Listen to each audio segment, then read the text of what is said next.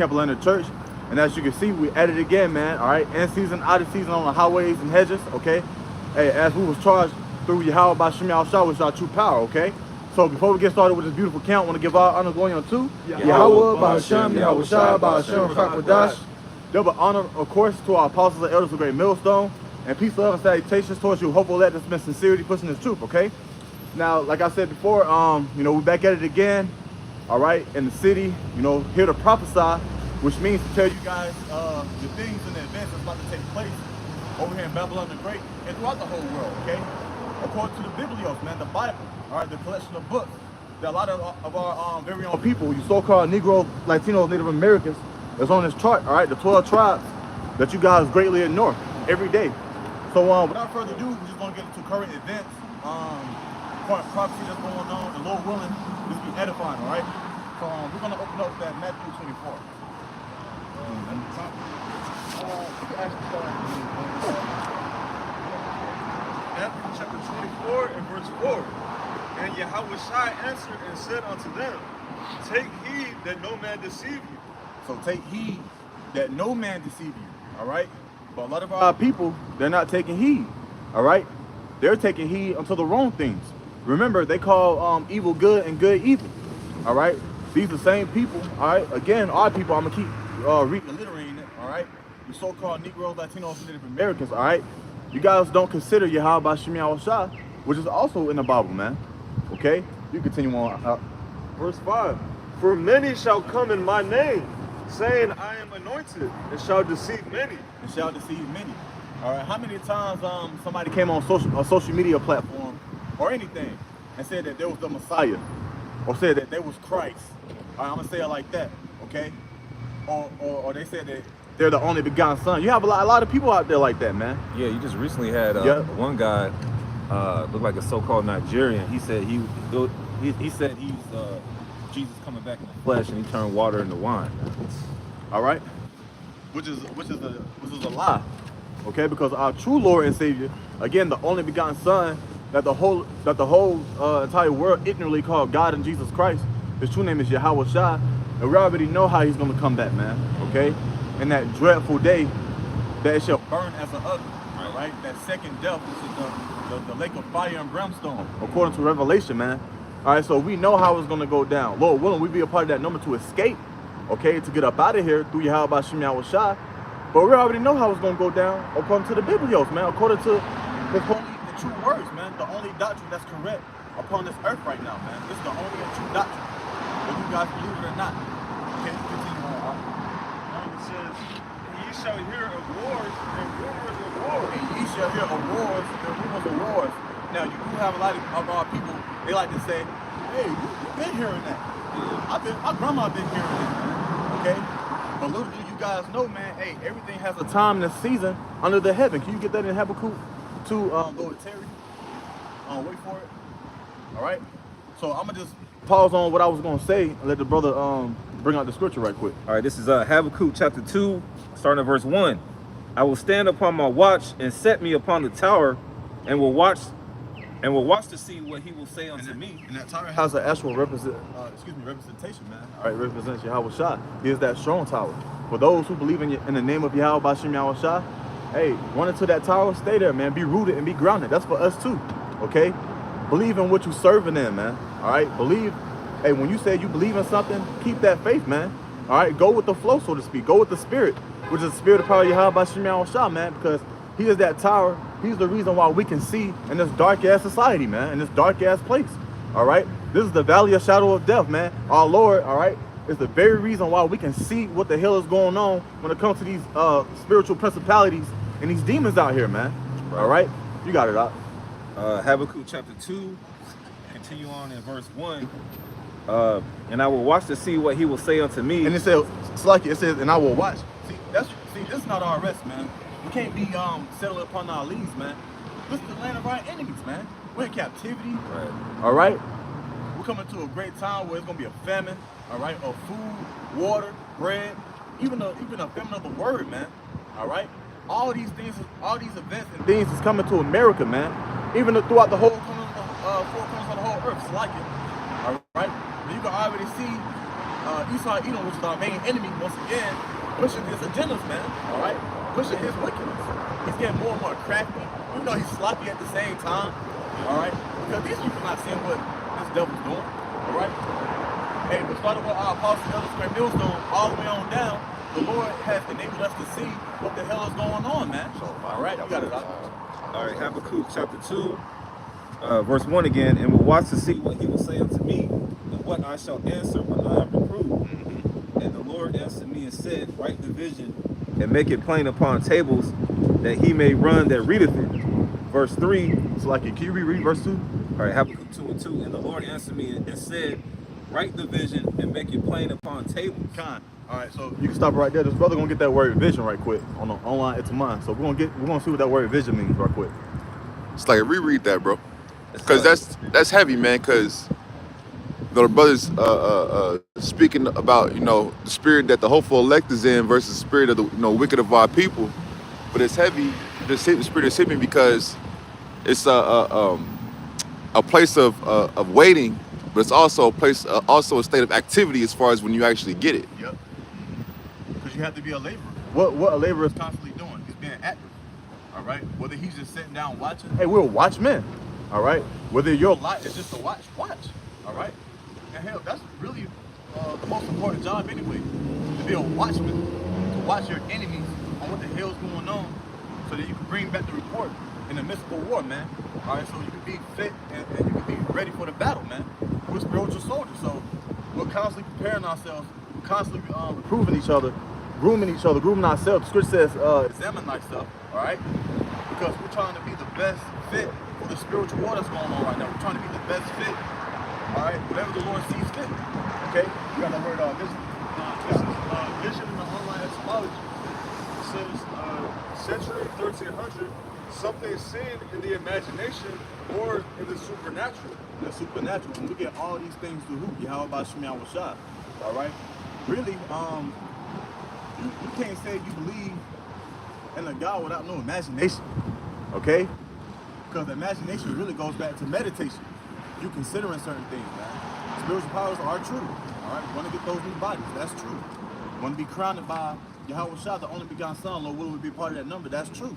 All right, so you kind of actually got to put yourself in that element or that tune, so to speak, so that you can actually visualize it, man. Use your imagination. Yeah, you got to be. All right, it's like we have a gift of imagination for a reason, man. So utilize it in the truth. It's a beautiful thing. Okay. You got to be a high level thinker in this truth, man. You got to think outside the box when it comes to this truth. Like especially when Yahweh Shai said, "In my Father's house are many mansions." All right, you got to be a visionary and imagine these things, because all we have is hope. The scriptures say we're prisoners of hope. That's why we out here every week in the cold, all right, regardless of weather permits, to work out our own salvation with fear and trembling, and to tell these people of the times is coming. Yeah, because like I say, because even the root word of imagination is image. Image, yeah. Which means what you got to be able to see. Which, it's like read that again for the Habakkuk. This is Habakkuk 2 and 2. And the Lord answered me and said, write the vision and make it plain upon tables, that he may run that readeth it. Yeah, it said write the vision and make it plain upon tables. And the brother, when he opened up, he was speaking about the biblios to the books. And then going to Revelation, I believe the 5th chapter, going into Yahweh Shah breaking the seals. So like when Habakkuk 2 opened up, talk about waiting in the watchtower, which like the brother said, it's a place of actively watching, and being keen in the surroundings. But then it say running when we were proving we corrected, meaning what? Now it's action time, man. That's like I said, just want to make that point. That's the difference between what the wicked of our people in, they're not paying no attention. Then even if they do get a glimpse, they're not moving in the right spirit. But for the hopeful elect, we move in the spirit of being hopeful and hoping and waiting for salvation, man. You got it, bro. Yeah, that's beautifully said. All right, you continue on that word vision. It says from Anglo-French vision, Old French vision, presence, sight, view, look, appearance. That goes back. We got being a watchman. All right. It was kind of in order to be a watchman, you got to have a good view on things. All right. No, you good. And if you hide in that We'll get tower, him in a minute. again, has also a representation, which is Yahweh Shah. It comes with a sense of security, man. All right.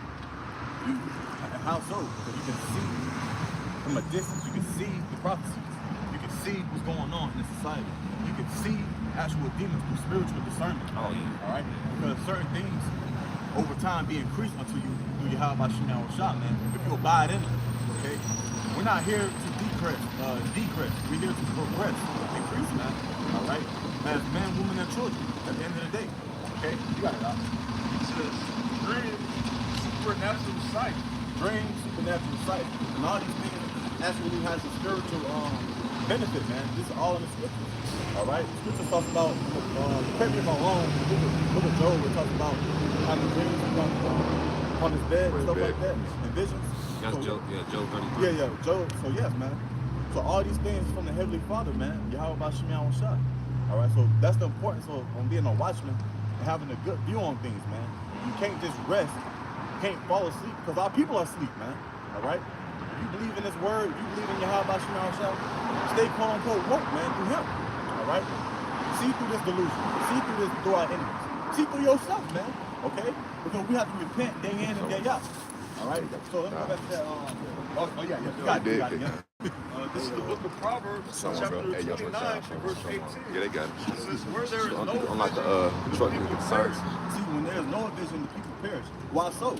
All right. Why would there be death after people having no vision? Because you wasn't set. All right. You didn't have a perfect view on things. Just unlock it, you bro. wasn't occupied in your lot to be a watchman. All right. So if you just decide to stand upon that tower and go to sleep, hey, it brings forth what? Death. All right. That's the importance of laboring, man. That's the importance on staying grounded, so to speak, man. And also, that's the importance of prayer. If you feel like you're getting weak, or you feel like, your light is dimming, or whatever the case is wrong with you, man, we got our power, man. Yahweh Shemiah Shah, who can actually increase that at any time, man. Overnight. Right then and there, man. You just got to believe it, man. Okay? You got it out. it says, but he that keepeth the law, happy is he. You can read that from outside? Proverbs 29 and 18. Where there is no vision, the people perish. Yeah. People But- perish, Like man. you perish. All right, which is death. You continue on. But he that keepeth the law, happy is he. Happy is he. All right. Keep the words, statutes, commandments of Yahweh Shemiah Shah to the best of your ability. Because don't forget, that's the whole duty of man. All right. We can get that in Ecclesiastes, the 12th chapter, right quick. All right. Because that's what it's all about, man. Serving Yahweh Shemiah Shah, being your brother's keeper, and keeping yourself in check, man. All right. Because we want out this place, man. We don't want to be destroyed in that second death, which is the lake of fire and brimstone. All right. That's to come. We ain't trying to take a part of that. We're trying to be the very ones to conquer our old man, to conquer this place through Yahweh Shemiah Shah, and to say, oh, death, where's thy sting? Okay? You got it out. This is Ecclesiastes 12 and 13. Let us hear the conclusion of the whole matter. Fear the Most High. Yeah, this is the whole matter. Right? This is the whole purpose of everything. All right? Because you have people, everybody's been brought into this world, through a woman, all right? Through the lineage of a man, all right? The sperma of a man, all right? So everybody was born into this world. Okay? So with that being said, people grow up with this bravado, with this YOLO life, all right? I can do it my way. I have my own will. This is my purpose. I'm into the money. I'm into this, that, and the third. No, man. This is the truth of the whole matter. This is what you should be doing, man. You can reread that part. Ecclesiastes 12 and 13. Let us hear the conclusion of the whole matter. Fear the Most High and keep His commandments. Fear Yahweh Shemiah Shah and keep His commandments. All right? Hey, just roughly paraphrasing it, we persuade men, all right, through fear, man. All right? Because that's the actual truth. All right? If you think you can carry out, go about this place in your own will, in your own vein of pen all the damn time, therefore comes judgments, man. All right? Car wrecks. You get people is just dropping dead suddenly. All right? All these events is going on, man. Because people is not taking heed to Yahweh Shemiah Shah nor believing in Him. Okay, you got it out.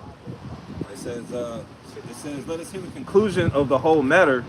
Fear the Most High and keep His commandments, for this is the whole duty of man. This is the whole duty of man. All right, so the reason why you're here is to serve Yahweh Shemiah Shah. Now, if you can't get it, if you don't believe in Him, it's not meant for you to get it, man. Humbly saying. All right, because it's a fearful thing to have the spirit of the Lord getting taken away from you. All right, that's what I'm saying. Humbly, man. Okay, because hey, look at King Saul. He knew the spirit left him, and he knew he had demons. Okay, and once the jaw was open, once his lot was open, it was over, man. Okay, so hold on dear, man. Hey, the scripture says in throughout the second chapter, cleaving to Yahweh Shemi Yahushua, man. Never let go. All right? Because he ain't let go of us. So why should we let go of him? Look what the Lord is doing. Again, started with our apostles, elders, and great millstone all the way on down. He have us out here on the highways and hedges, man.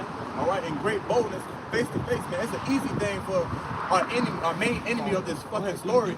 All right, Esau, Edom, to hit a button and send drones over here and stuff. It's an easy thing, man. But the Lord, hey, he protecting us, man. He has a hedge over us, man, to allow us to do this ministry, to allow us to do this work, because, hey, it's gonna happen. All right.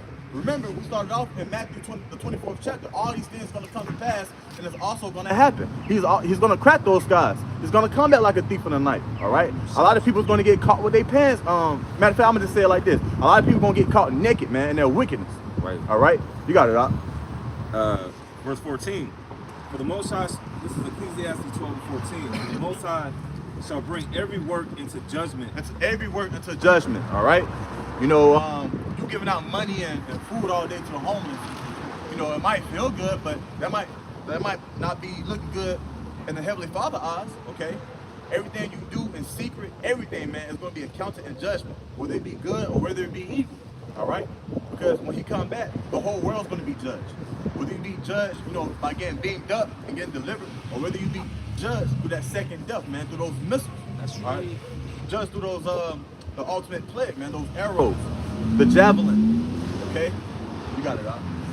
It says, Ecclesiastes 12:14, for the Most High shall bring every work into judgment with every secret thing, whether it be good or whether it be evil. But every secret thing, whether it be good or evil, because you still have a lot of people in our nation, they love selling the scriptures. They love adding and taking away from the scriptures. They love going about it in their own vein of pen. They love putting on the glorious apparel. They love getting the woman out, using the word getting woman and stuff like that. Okay? So, hey, man, hey, you got to be girded, man. Hey, in 2 Peter it says, gird up the loins of thy mind. You got to be ready for this battle, man. This is a great spiritual war. All right? And you can be prepared through that through Yahweh Shemi Yahushua. Calm down, you got it. It's Ecclesiastes chapter 8, verses 11. Because sentence against an evil work is not executed speedily, therefore the heart of the sons of men is fully set in them to do evil. You got it. So, hey, you know, like the brother said, the Lord is watching us through the angels. The scriptures say the angels of the Lord are 10,000 times brighter than the sun, roughly paraphrasing. All right, so the angels are watching every work that's being done. He's watching on us. All right, he's watching on people in the city, whether they do their fuckery every weekend. All right, so you think that you're getting away with it? Well, look what happened to your boy Trouble. All right, committing all the adultery, and then his ass got caught up in some judgment. I love talking about that nigga, man, because you reap what you sow. All right, so you can go around here and do your wickedness, and it don't work like, oh Lord, you know, at the last moment when Vladimir Putin says that you, oh God, please, no, it don't work like that. It don't work like that. You got to seek the Heavenly Father in your youth, like it mentions in Ecclesiastes 12. You better get it right now, whether you 18 or 82. You know. All right. And we know the truth is out there. Ain't no hiding, okay? It's all, hey, the truth is blowing up all over your internet, all over Twitter, all over Facebook, all over Instagram. All right, so there's no excuse for you jakes that are pulling the sign right here, man. Started with the tribe of Judah all the way down to the Shashtar, man. So-called messages, all right? All you people on this chart, you guys know what's up, man. You guys know the truth is out there. You guys heard the name, all right? Most of you people have. Now, is the truth still out there? Is it still being blown up? Yes, of course. All right, so we're in hot times, man, so we got to sleep. All right, there's a great awakening that's going on within our nation right now, man. That's why you got books like Ezekiel 37, all right? Because we all coming back together under Yahweh Shemi Yahushua. All right, those it on there? Yeah, I'll go to verse 12. Okay, come on. It says, Ecclesiastes 8:12, though a sinner do evil 100 times, and his days be prolonged, yet surely I know that it shall be well with him that fear the Most High, which fear before him. Yeah, and why so? Because you have to fear Yahweh Shemi Yahushua. All right, that's what's going to keep you stable. That's what's going to keep you good. All right. Hey, man, I shouldn't be getting these crispy lineups, man. I know the Lord gonna take me out if I do. That simple thought can save your ass, man. All right. Well, you got a lot of people. Again, they're prideful bravado. They want to look fly. They want to be the flyest guy on the block. They want all the women. All right, they out there. It's obvious, and they're gonna be put to shame, put to death because of that, man. Because they're not putting that same energy towards our very own Lord, man. Yahweh Shemi Yahushua, excuse me for my slurring and stuff, but yes, man, that's the truth. Okay, you got it out. Here's the point, verse 13. But it shall not be well with the wicked, neither shall he prolong his days, which are as a shadow, because he feareth not before the Most High. Yeah, and that's why you have scriptures like, let the unjust be unjust still, okay? Because, hey, these people are wicked. Some of these people, they live a long life. They live up to 70, 80, 90, all right? And they be wicked as hell, man. But their life being prolonged. But don't worry about them, all right? Because eventually they get judged, all right? There's no hope for your sins, so to speak, man, all right? What you did is what you did. That's the importance of repentance, all right? But let's go back to that Matthew 24. Get back to what we was talking about. Matthew 24:6. And ye shall hear of wars and rumors of wars. Which we clearly hear to this day, all right? Whether you so-called Negroes, Latinos, and Native Americans believe it or not, all right? A lot of you guys gonna say there's been war, there's been rumors of war, all right? But that's why we brought out that after the second chapter, man. Go with Terry, wait for it, man. All right? A lot of these visions, a lot of these things about to come to pass, it might be prolonged. Because again, there's a season for everything. But when the season comes, the season comes. All right? Just like the season of a woman. All right, when they come, it just comes. Or if a woman is pregnant in the 9th month and having those contractions and the water break, the baby comes. Remember in 2nd Ezra, the 16th chapter, those plans are nigh and it won't slack. That's right. Not a bit. Okay? You got it out. It says, see that ye be not troubled. See that you be not troubled. All right? Because we're coming into troubling times, dark times. All right? And everything's going to be intensified as the days approach us, man. You got it out. It says, for all these things must come to pass. All these things must come to pass. So this whole book that you guys ignore, all right? Again, he coming in a volume of a book. All right? The truth of Yahweh Shemel Shah, these living waters, everything's going to come to pass, man. That's right. Whether you guys believe it or not. All right? Look at all these blood moons that's been going on, man. Oh, tonight? Yeah. Oh, yep. Like the brother said, like tonight, man. We also have a new moon tonight, man, which is a new month according to the Bible. Man. Oh no, matter of fact, to add to it's a new moon, but there's a once in a lifetime green comet. Oh, yep. It's gonna shoot the sky tonight. Yep. Shalom. Yeah. It's a sign in the heaven. Yeah, the signs in the heaven, the wonders in the signs of the heaven.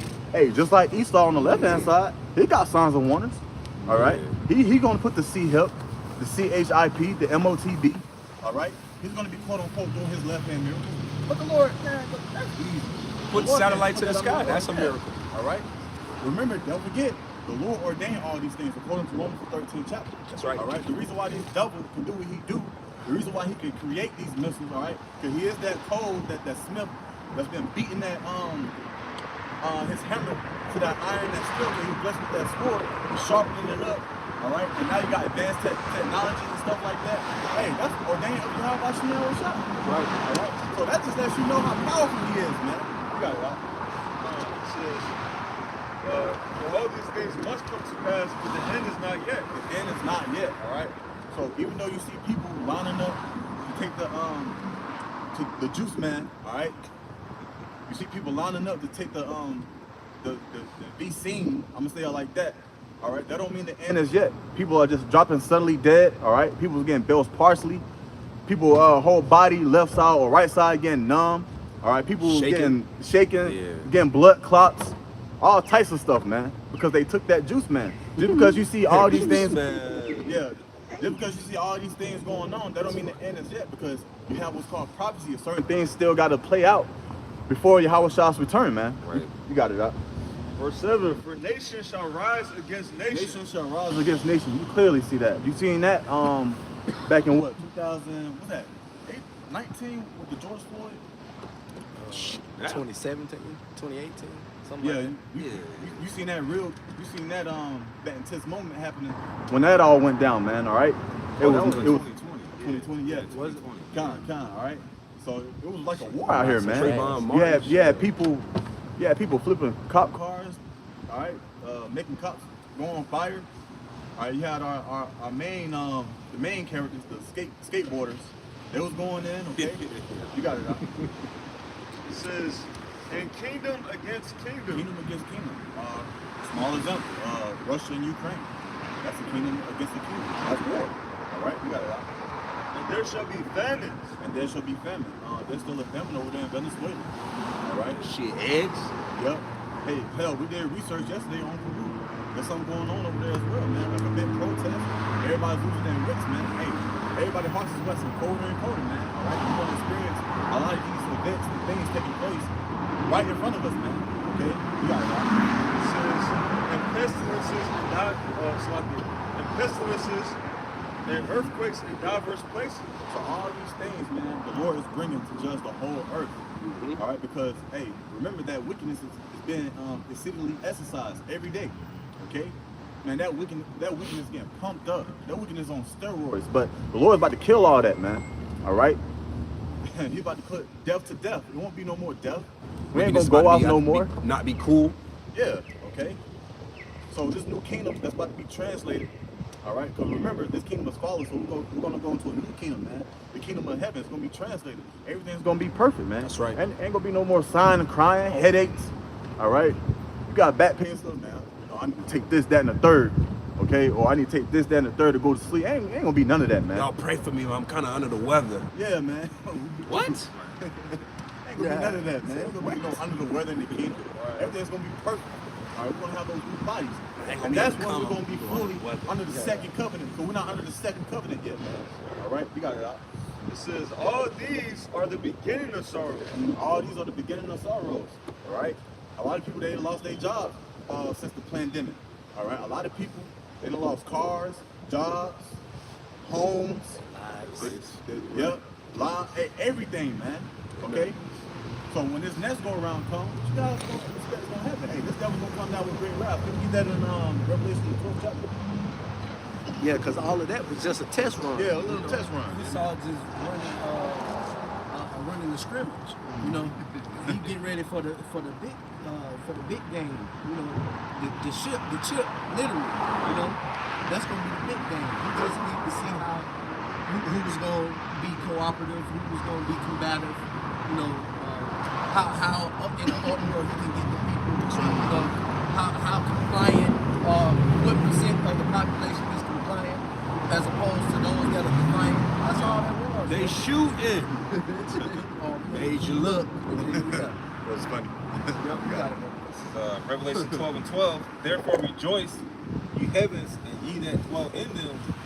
Woe to the inhabitants of the earth and of the sea, for the devil is come down unto you, having great wrath, because he knoweth that he hath but a short time. If I may say real quick, bro, because like what the officer just said too. See how you know that it's gonna be something wild and crazy. It's because they charging you for the jump shot now. Oh yeah. Yeah. See, before they was just they was just giving it out for free. Get as many shots as you want. But this next shit, they already talking about the companies. They're gonna charge you for that shit, man. So you already know it's gonna be some shit that's gonna be like, man, I don't give a fuck what the price is. Give it to me. If you in the spirit of taking that shit, they don't care whether it's $10,000 in the pocket. You gonna have people out here selling their cars, whatever to get that shit, you know? And that lets you know the state of our people. Everybody's believing in this devil, man. Everybody put their trust in this government, all right? The main enemy of this story is not here to help you. He's here to destroy you, man. Right. And look at the history of it, all right? He's been destroying us as a people. Remember, we spend day in and day out, day in, day out, when the sun rises, when the sun falls, man. Hey, cut us off from being a nation, man. At the end of the day, okay? That was it on that Revelation 12. Can we read that? Yeah. Revelation 12 and 12. It says, therefore rejoice, ye heavens, and ye that dwell in them. Woe to the inhabitants of the earth and of the sea, for the devil is come down unto you, having great wrath. Great wrath, man. That's not good. That's not a good thing. Okay? But you guys can't see that because he said, hey, this is free. You guys get as much shots as you want. So you think he's a good guy. Yep. Right? You think he's a friendly neighborhood white man, all right? Who gives out muffins all day, man, stuff like that. No. All right? You got to see right through that. Remember, this is the same devil who came over here speaking lies and deceits, man. All right? Who murdered everybody, who raped, robbed, and murdered this land, man. All right? Look at the state of the whole earth, man. The whole earth is polluted, dried out. All right? They have certain imagery where they're showing those satellites and how the earth is all gray and a little black and shit, man. The earth is dying because of this devil, man. So he's not here to help us. Okay? Our Lord is here to help us, man. Actually, He is helping us right here and right now, man. Yeah, man. All right? We're being restored daily through Yahweh Shemiah Shah, man, to get better within this ministry so we can get the hell up out of here. You got it, Doc. Yeah, this man brings all types of warfare, man. You know, he brought warfare here with the smallpox blankets, man. He wiped out the population of the indigenous people here, which are Israelites, man. So he's doing the same thing. He's running the same old play. He's just using different people to do it, man. Yeah, he's like Alabama, you know, going to the championship each year. But this go around, he's gonna lose, man, for good. All right, we ain't gonna go into captivity no more up under this devil. This the last draw. All right, squad, meant to say. Okay, this is the last time we're gonna be up under a captivity like this. All right, this not a joyful thing. All right, our people are mourning. They're not rejoicing. You got homeless people everywhere. Okay, everybody's on dope or crack, whatever gets they high. All right, we're tired of seeing our people like that. And then we used to be up under that too, man. Up under that gross darkness. But the Wadi Abba Shimon Shah, that He got us up out of that, man. That's right, brother. Okay, you got it out. It says, woe to the inhabitants of the earth and of the sea, for the devils come down unto you, having great wrath, because he knows that he has but a short So time. even this devil knows that he has but a short time, man. Okay? So within his short time, he's gonna say, hey, I'm trying to obliterate all of Israel. I'm trying to have them go off, give them all these Hellcats as they want, Lamborghinis, Bugattis, fiat currency, give them the chip, give them this, that, and the third. I want these people through, all right? But little do you know, you've been running the same play and you got caught with your pants hanging down, man. Remember, our power, Yahweh Shemiah Shah, is exposing this devil, excuse me. All right, he living that skirt all the way up in the air, man. You see up under all the filth, okay? All the abominations that this devil been planning and scheming. That's right. All right? Finessing, getting over on us, robbing us out of our hard-earning money. It's not even real money. I ain't even calling it money, man. Okay? But hey, the odds are upon our enemies, man. Okay? And our enemy is going to be taken out of the way sooner than what we believe, man. Okay? You got it, Doc. This is Nahum chapter 1 and verse 9. What do you imagine against the Lord? He will make an utter end. Affliction shall not rise up the second time. Yeah, it shall not. Shalom. How about you, Mr. Shalom. Yeah, can you repeat that? It's like, Yeah, this is Nahum chapter 1 and what was that? Verse 9. What do you imagine against the Lord? He will make an utter end. Affliction shall not rise an up. utter end, okay? Not just a simple end. Okay, it's gone. No, utter end. It's gonna be a complete stop to this devil, man. It's gonna be a complete stop to wickedness. Yeah, you know how sometimes a movie ends, you're like, oh, you know what, they could do a sequel. That Well, you know, they could follow up and do this and follow that character. Ain't gonna do none of that, man. Like, you know, when a movie or a show or a series, that shit is over with, it ain't no room for no follow-up or reboot. Nah, they don't reboot. The Lord's not gonna reboot Esau. Yep. Shit is over with. So this story, which is ordained by Yahweh Shemiah Shah, all right, that we're playing in, hey, it's gonna come to an end, all right, under Esau Edom rulership, man, all right. There's gonna be a new chapter to a glorious kingdom, man. You know, we're gonna be perfect. We ain't gonna be sinning. We ain't gonna be going off. Like I said earlier, man, you know, I ain't gonna repeat it, but we're gonna be perfect under Yahweh Shemiah Shah, rightfully so. Hey, that sequel gonna be his ass in slavery, man. Yeah, that's the next chapter. Big ass yoke of iron. All right, around your neck, man. Okay, you got it, Doc. I'll read again. This is Nahum 1 and 9. What do you imagine against the Lord? He will make an utter end. Affliction shall not rise up the second time. Won't rise up the second time. No more. No more rising up for wickedness. No more rising up for you other heathens. The only group of people who's gonna rise up is Yasharallah, the Prince of the Power. All right, and we're gonna rise up because remember that little hill is gonna be exalted above the mountains, man. That's right. All right, and that represents Yasharallah, man, Israel. Okay, so hey, we ain't gonna be under the ground, so to speak, no more. We ain't gonna be the underdogs. We're not gonna be the wet bats, the Negroes, the Afro Americans, the wet bats, the Redskins, the natives, the Spanish. We ain't gonna be none of that, man. We're gonna be, rightfully so, our true names, man, Yasharallah, man. Whether you be the tribe of Judah, Benjamin, Levi, Simeon, Zebulun, Ephraim, Manasseh, Gad, Reuben, Naphtali, Asher, and Issachar, man. All right, you're gonna claim, rightfully so, man, your name, man, your heritage. Because remember, we've been disconnected from our heritage, but now Man, let's just get that Ezekiel 37, man, since I keep bringing it up. Okay? Because again, he's restoring it. You got it. Ezekiel 37. Okay, John, you got it. Oh, you start from the top. It really is. This is the book of Ezekiel, chapter And 37. you see how the Spirit is talking about this now, man. All right? We were going into how, hey, you got to be a watchman, you got to watch your enemies, okay? A lot of our people going off, you need to repent. Even us, we still got to repent, man, okay? But since it get getting brought up, the restoration of Yasharallah, man, hey, we want to go into it, man, okay? The hand of the Lord Yahweh was upon me and carried me out in the spirit of the Lord Yahweh and set me down in the midst of the valley, which was full of bones. And this is Ezekiel speaking, okay? Which was full of bones, all right? And that valley represents America. At the end of the day, man, that low valley, that's America. And it was full of bones, man, which represents Yasharallah. All right, the southern kingdom and the northern kingdom, all right? There was no life in this. All right, but we're about to get into it. We got it out.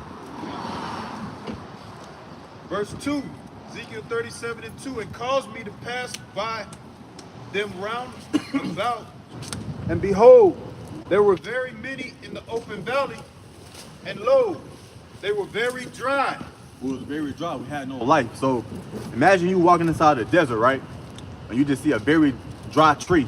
It's like, man, this tree is dead. It needs some life in it. You know, it needs to be sprinkled with some water. It needs to bear some fruit so it can be abundant. All right. So that's the state of our people. That's the state that we was once in, man. We were dry. We was out here through. Okay, doing abominable things out here in the world, whether it be smoking, getting tattoos, banging other people's wives, whatever the case may be, man. We was in that dry, dead state. Okay, you got it out. Ezekiel 37 and 3. And he said unto me, Son of man, can these bones live? And I answered, O Lord, power, thou knowest. Because the Lord can do what he want to do, man. All right. Look what the Lord has done today. All right. We came from a very dry state. Now look at the world now. Okay. Hey, Christmas ain't jumping how the way it used to jump back in the day. That's right. Halloween not jumping how the way it used to jump back in the day. And all these other false, abominable holidays, man. We about to go into Valentine's Day. I ain't seen shit posted up. Yeah, man. A lot of yeah. Ain't no love out here.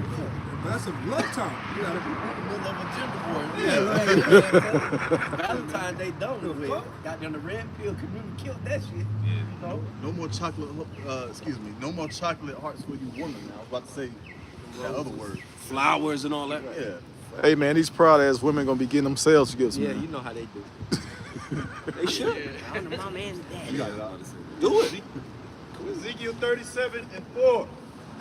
Again he said unto me, Prophesy upon these bones, and say unto them, O ye dry bones, hear the word of the Lord Yahweh.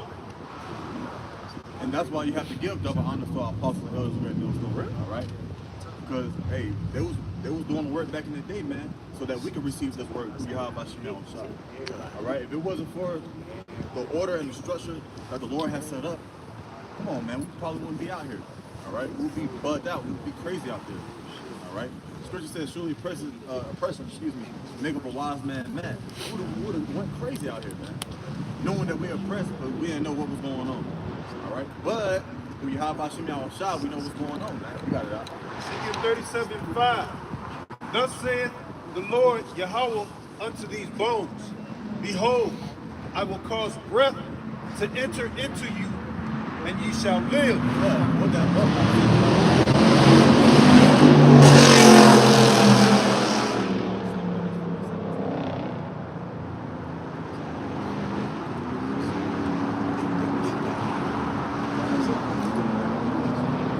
Yep. Before you get that, can you repeat that verse about the shop? And then you can get that. Ezekiel 37:5.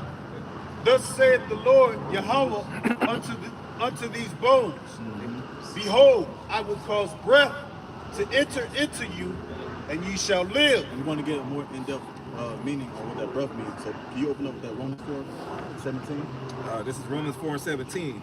As it is written, I have made thee a father of many nations, before him whom he believed, even the Most High, who quickened the dead and calleth those things which Yep. Be not as though they were. Who quickened the dead, all right? So he made us alive. We was in a dead state of mind, all right? Just like still to this day, a lot of our people, all right? The Southern Kingdom and the Northern Kingdom, man, was consisting of you Israelites, you so-called Negroes, Latinos, Native Americans, so on and so forth, right? A lot of you people are still in that deep sleep, that deep slumber, okay? And you're gonna get caught in that deep slumber, man. If you don't get right with the Heavenly Father, who was only begotten Son, which is Yahweh by Shemi Awashai, all right? I got another precept for you. Con. Hold on, one second. Can you get that word breath? Not breath, but quickening in Romans 4 and what was that? Romans 4 and 17. Bakushah. So we're gonna see what that word actually means right quick. And then we'll get that.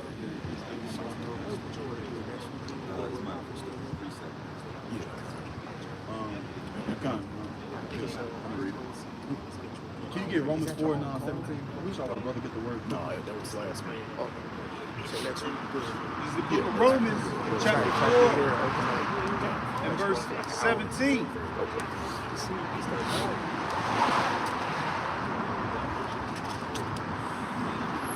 As it is written, I have made thee a father of many nations.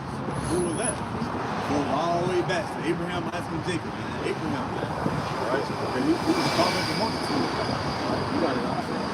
Before him, whom he believed, Before him, all right? So remember, our forefathers still had faith. Even though you still didn't have the actual law being written out. They moved about throughout this earth with faith, man. Okay? You got it out.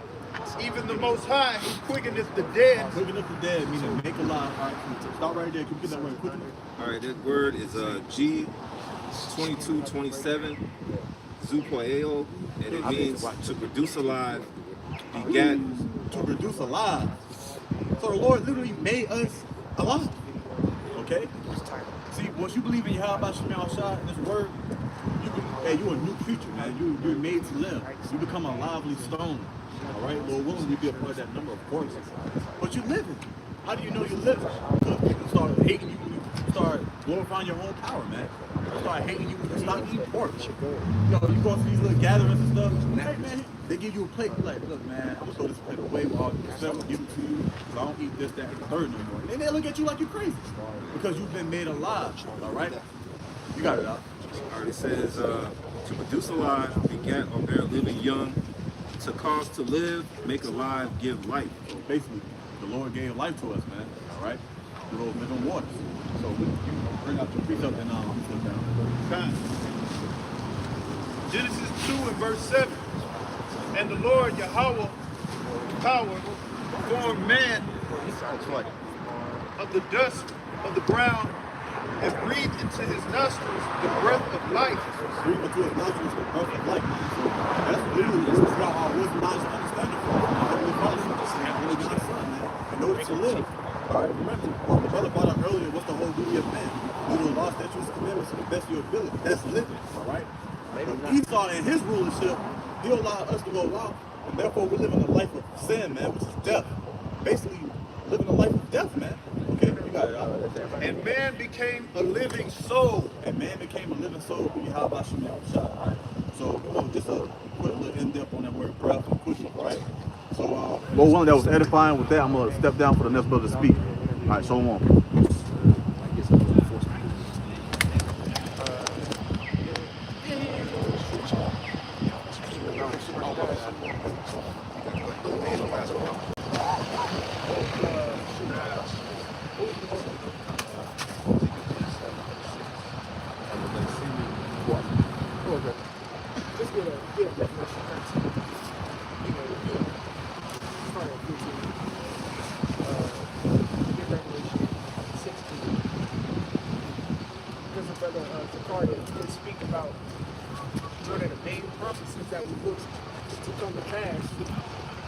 This year, Lord willing, that's the big thing. You know what I'm saying? That's when the hour to hit. Matter of fact, you got Revelation 13 to Revelation 3 as well. You already know it's something like that. So start with 13, and then we're gonna get into it. We're just gonna speak about the prophecy of the MOTV, man. Okay, I saw a beautiful lesson that the the brother down in Dallas did, Tazamar. He just recently did, and then there's another lesson Apostle Tahar did. You know, there's a group here in Atlanta, you know, called Sons of Thunder, and he had Diddy on them, and they kind of, not kind of, they did pretty much break the MOTV down incorrectly, man. So we are out here to push the correct doctrine, push the truth, and give the people to understand it, so they know, so you know what to avoid. There's certain things that we have to be obstinate towards, and one of them is not the Lord, but towards Esau and the things that he's trying to put on us. And one of the main things he's trying to do is trying to tag you. That's another good word. Instead of saying CHIP, you say he's trying to tag you. You know how like a pig in a pig farm will have the tag on the ear, or the cows. Random. You said or dogs. They do it to dogs now. You know, they put a micro thing in dogs now. You know what I'm saying? They're gonna do the same thing to you people because they consider you animals. Consider you dogs as well. You know, so get Revelation 3 and 10. Start there. Revelation 3 and 10. Because thou hast kept the word of my patience, I also will keep thee from the hour of temptation. And the hour of temptation is gonna happen when this tag comes into place, man.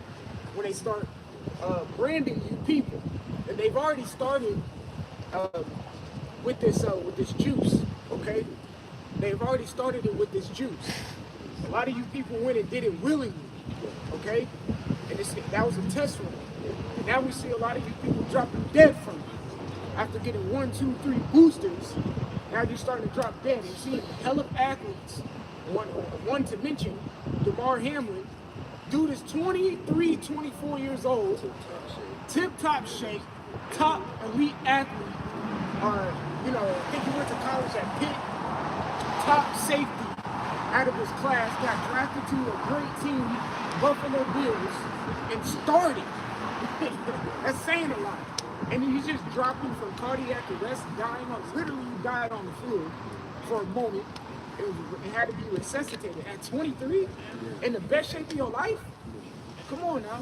The same way you got these guys butchering the scriptures, you know, you had guys telling the followers of the congregation that it was okay, right? You know, and this is a result of it.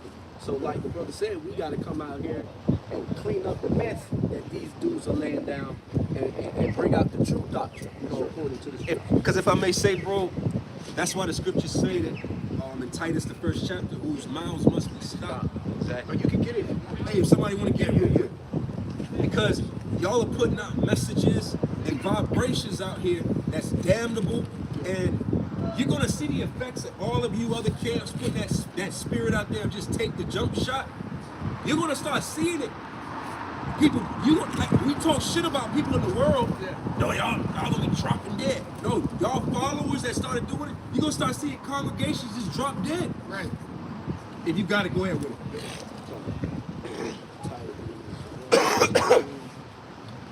This is the book of Titus, chapter 1, and verse 10. It says, "For there are many unruly and vain talkers and deceivers, especially they of the circumcision." Especially. See, you have these other schools of thoughts and other groups of thinkers, and they push their own way. Hey, you got other schools of thoughts that have got better thoughts than you of the circumcision. Right. Here it is. You got so-called white groups that's telling you, hey man, don't take this shit, man. Right. But then you see, niggas is tripping out here, man. It's that juice. That's that juice, man. But here it is, you got Israelites with Hebrew names, can speak the Hebrew, telling the people to take the white man's poison or trust the white man. Yeah, come on, man. And they gonna be the same ones that tell you to take the chip. Yep. If I may land back off the captain, Elder D-Dash, he did a great lesson.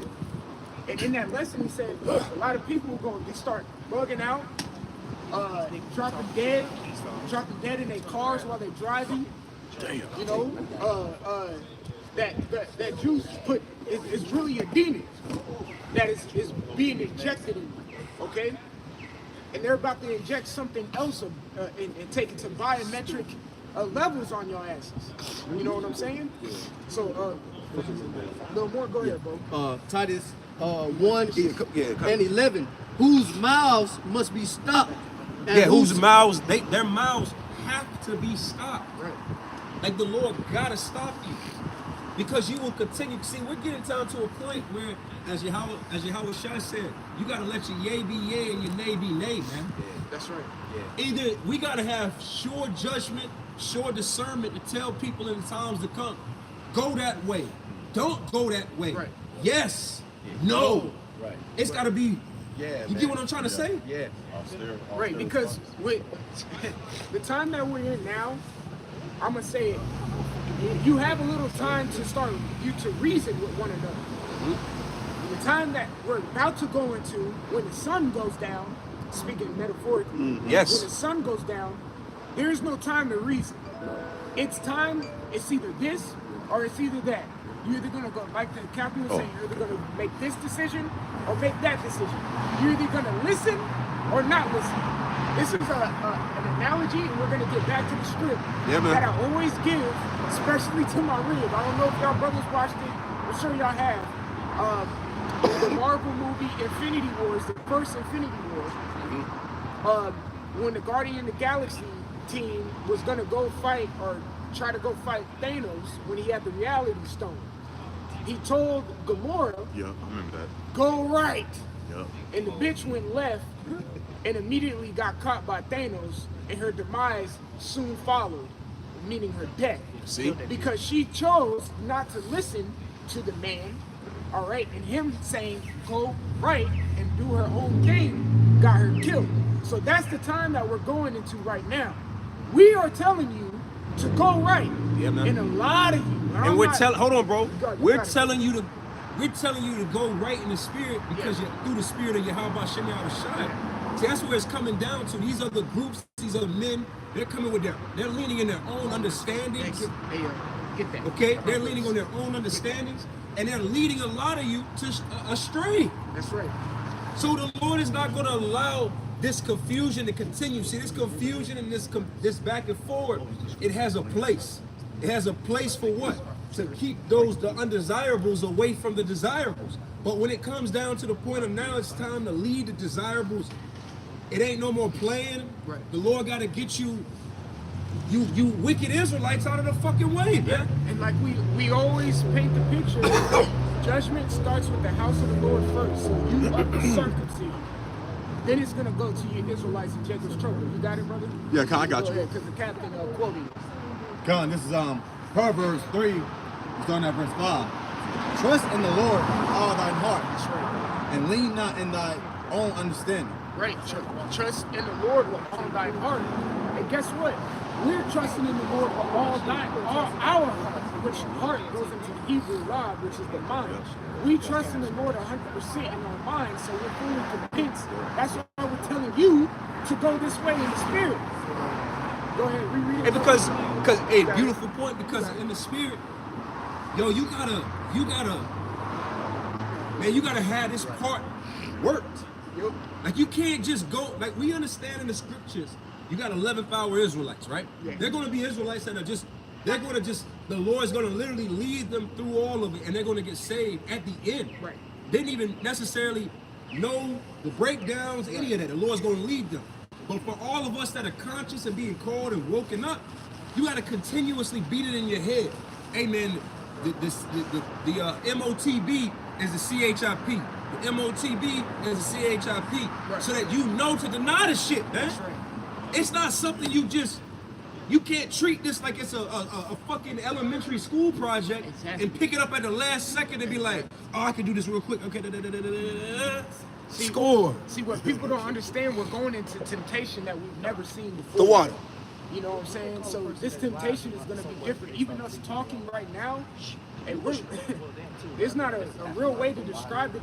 We don't even know. What was me? Exactly. Like Ezra said, woe is me. You know what I'm saying? We don't even know the depth of this temptation that's going to happen when we get into the thick of it. But we know it is coming. At least we have that sense of it. So like the captain was saying, we are training our mind. We are training our mind to be obstinate to this. Obstinate means to be stubborn towards this CHIP, towards this tag that Esau wants to give us. You gonna say something? Say, we're in Babylon the Great. Babylon means confusion. So this place does nothing but stir up confusion. Now the Lord said that He is not the author of confusion. Okay? And I had a precept real quick if I do it, child. It says, because this is what Yahweh Shai is coming to do, man. He's coming to make that division. All right? It says Luke 12 and 51. Suppose ye that I am come to give peace on earth? I tell you nay, but rather division. So as the captain was saying and the officer was saying, you know, you're gonna have to know either go left or you go right, man. You know, you gotta know. Yeah, that's a perfect precept because that's showing the Lord is making a distinguishment. That's a word. He's distinguishing from, you know, the right and the wrong. All right, and we're the Spirit on us to tell you. That's why we come out here with true confidence. That's why we say we have the 100% truth, because we do. All right, you finish Titus. There's more. I didn't finish it. Okay, finish that. Finish Titus. I think you wanted me to read it. This is Proverbs 3, starting at verse 5. Trust in the Lord with all thine heart, and lean not in thine own understanding. In all thy ways acknowledge Him. That's all you other camps. All these other camps, you're leaning on your own understanding, man. And you're leading people by your own emotions. Like that video with Chad Ochocinco, and he was in the court, and women were like, you think it's funny? She was being led by her emotions at that time. That's where you're being led by men that are led by their fucking emotions, man. And you think that you're gonna get far? Right. Because see, we haven't even got to the beyond the hard part, we haven't even got to the part where it's really like, yeah, that's it. Say reality. The hard part. Right. We haven't even got to the hard part where you gotta make hard-nosed decisions. We haven't got to the part where it's like, oh, this is it. Right. When you have come to that, what it's called is reality slaps you in the face. Right. We haven't came to that true reality. Let's say this. We haven't came to that true reality of our reality. We've been living in a fake, false reality for so long that when our true reality hits, we're gonna be like, oh shit, this is really it. This is what I've been living for. We haven't came to that point. But like the captain was saying, you know, the camps are moved by emotion. Now let's talk about logistics. Yeah. When it comes to logistics, you think business. Business doesn't move off of emotions. If it moved off of emotions, the business would fucking tank. There's no emotions in math, man. There's no emotions in math. Of the business. Which math is a moth, in Hebrew it's just truth. There is no emotions. It's either it is what it is or it is what it ain't. So we don't operate off of that. And a lot of the other camps are operating off of your emotions and your feelings. Yes. And that is what's gonna get your congregation, I'm gonna say it bluntly and quite frankly, put to death.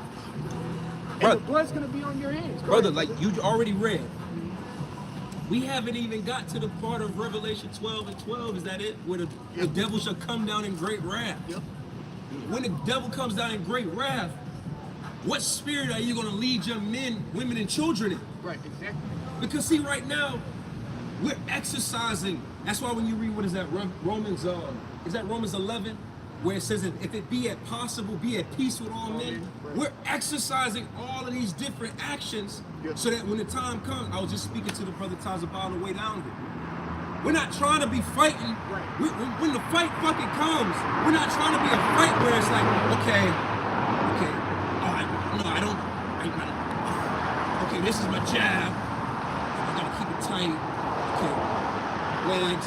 No, you want to be already in the, you already exercised and it's natural. So when shit comes, you're not thinking, oh, I got a jab, I got a bob and weave, nigga. No, it should be. You know what? Hey, if you watch Dragon Ball Z, Dragon Ball Super, Goku had a form called Ultra Instinct. So his body moved on his own without having him have to think about it. Come on, man. So that's what we're training ourselves. We're training ourselves in the spirit or the Lord is training us in the Yeah. spirit to where we just gonna end up moving without even having to thinking about it.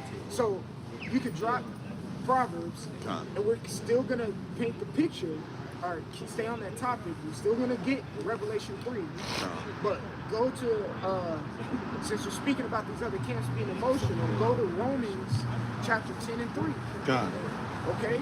Because that's an emotional move that you're making. You know, in Romans 10 and 3 is going to explain what these other camps are doing and how these other camps are going to ruin the congregation's chances at life.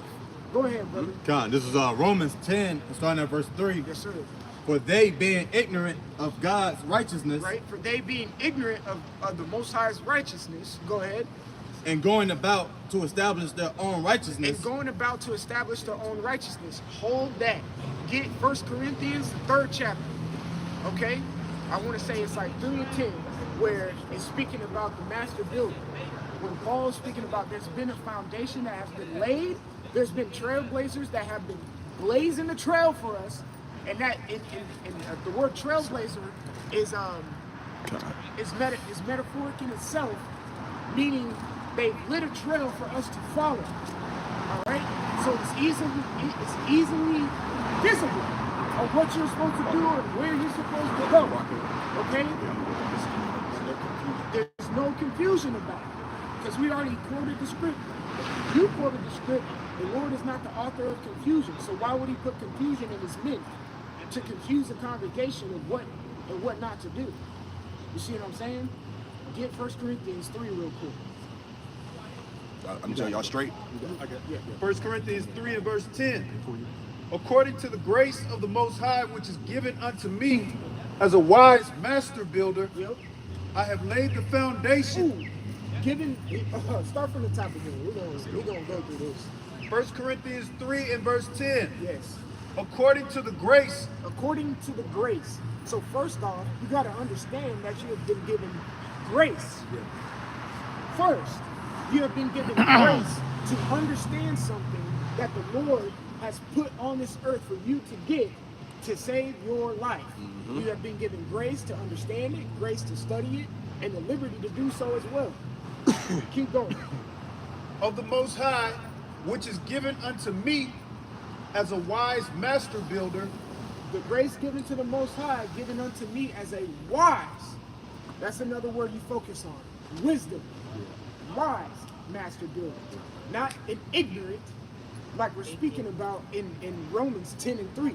Because Shabby workers. It says through their ignorance Shop in Romans 10 and 3. We're wise master builders. So a wise individual can understand when a foundation was laid before he even got there. Someone else did this. Let me figure out who did that. We fell upon, through the grace of the Most High, the apostles and elders of every millstone. Go ahead, bro. I have laid the foundation, Right? and another buildeth thereon. Right. Fruit. He has laid the foundation and another built thereon. That means he had fruit. Okay? Therefore, they continue further the building. Brother knows about building. Okay? You know about building. Okay? Kasab, Yeah, I know a little bit about you know a little bit. I'm being stereotypical. Yeah. It's right. he is hired. Okay? All right? I do a different kind of building. I like machines, machine operator. So it's like it's a setup the same way. Pass it to him. Like, for instance, my particular job is like the main thing about the job is control. You gotta have control in order to complete the job. You gotta have control from the beginning all the way to the end. And different processes, if you miss a track or something, or something's not tight enough, it's crooked, your work's gonna come out. If something gets folded, it's gonna come out crooked. You can't present that to the man. You know what I'm saying? He's gonna be like, what kind of shit is this? Right. Oh, you told that story about the apartment being built. They didn't follow the plan. Who was that? Somebody said that. Well, it was they weren't following the blueprint on building an apartment complex. Oh yeah, That was you. yeah, my father-in-law. Yeah. He said, It was like, at the end of the day, it cost the company like tens of millions of dollars, right? So what happened was they did like the zoning, like for the apartment complex, and they built over on somebody else's land because he didn't pay attention to the line of it. He got caught. Oh, wow. They tear that shit down, probably, right? See, so you have to be wise in understanding who laid the foundation. We're fellow laborers, like the scripture says. All right. So you build wisely because you're building on someone else's foundation. That's simple. Keep going, bro. Okay. 1 Corinthians 3 and verse 10, continuing on. But let every man take heed how he buildeth thereupon. There you go. Let every man take heed on how he buildeth thereupon. Yeah. You know, take heed on how he buildeth thereupon. Okay. Go ahead. If I can make a real Yeah, quick go point, ahead. like the officer said, you know, if you start to get crooked in your building, the whole thing's gonna start shooting off to the right or to the left. Yeah, look at the You know? look at the Leaning Tower of Pisa. Right. That piece of shit ass architecture. Shit, it is better than what it is today because that motherfucker's still leaning. But obviously it wasn't built, you know, correctly to stand straight up. You see what I'm saying? Well, because you, So it's if I may say, because you know what'll happen? That's why, like you say in the scriptures, it says a master builder. Right. Because what'll happen? See, there's levels to, like you said, in building, right? There's level 1, 2, 3, 4. There's level 5 builders out here, which is like a master builder. There are people that can lay sheetrock and different things in such a perfect way because they got the skill. But what happens? Let's just say you're not, I'm more skilled than you at that. I can come behind you. Like, I can see where you know, I can see where you, I can see every mistake. And that's the Lord. The Lord is an even better builder than he's making us to be. Right. So if you come in with shabby shit, he gonna be able to see, I can see where you didn't run your line this way, or you tried to eyeball it, didn't you? Right. Nah, there's no excuse. He gave us the blueprint. He gave us the tools. But you decided not to use certain tools or the blueprints, and that shit is worth getting your ass strung up and hung for, man. Another good thing, analogy to give, painting. All right, say your house is white, or whatever, your walls are red, and you want to paint your walls white. What do you have to do to the wall first before you apply your coat? You have to prime. You gotta prime that shit. You have to prime it, but what do you have to do too? Sand that motherfucker. Yeah, sand it. So the damn paint sticks. So say a motherfucker doesn't sand it, or sand the paint, or prime it, do all the precautionary You might have to skim things. it, put a little mud on it. All the precautionary things. Don't fill in little holes or dents or whatever in the wall, That shit and will then show. just paint over it. That paint is gonna crack. The paint is not gonna be it's not gonna last as long. It may look good for the first 10 minutes, but then it's not gonna cure right. You see what I'm saying? So there's ways on how you're supposed to do things and how you're supposed to build. Shit, building a car. Okay? There's certain parts that you have to put on. Say you're starting from a long block, right? An engine. All right, you can't just not put the damn rods in and then expect the car to run, or don't put the cylinders, or you have all the cylinders in there and you don't put the plugs in there, so now you don't have any spark to get the car running. Yeah. You know, there's ways, there's steps that you take to build things correctly, and that's what Paul is saying. You have to be a wise individual. He said, I'm a wise master builder. And then there's others that came and built on the foundation, which is us. So we're wise and careful on how we move because we understand that someone started this before we did. You know? 1 Corinthians 3 and verse 11. For other foundation can no man lay than that is laid, which is Yahushua Mashiach. Thank you. So no other man can lay a foundation that was already laid in Yahushua Mashiach. Yahushua has already laid the foundation. Yeah, man. So hold that. Go back to Romans 10 and 3. Let me get this real quick. Get Romans 10 and 3. John. Go ahead, brother. This is Romans 10, and starting at verse 3. For they being ignorant of the Most High's righteousness, right? Of Most High's righteousness. So they're being ignorant of Yahweh's foundation. Go ahead. and going about to establish their own righteousness. And going about to establish their own righteousness, or going about to establish their own foundation. Go ahead. Like I say, those that try to come up another way. That's what it is. That's what it's speaking about. Go ahead. Kind of continuing on in verse 3, it reads, have not submitted themselves unto the righteousness of the Most High. Have not, that's the point, have not submitted themselves unto the righteousness of the Most High. Which the righteousness of the Most High is the grace that was given to the apostles and elders to make this foundation, okay? For us to understand how to build correctly their calling. Those are the individuals telling their congregations to go take the juice, or breaking down the CHIP incorrectly.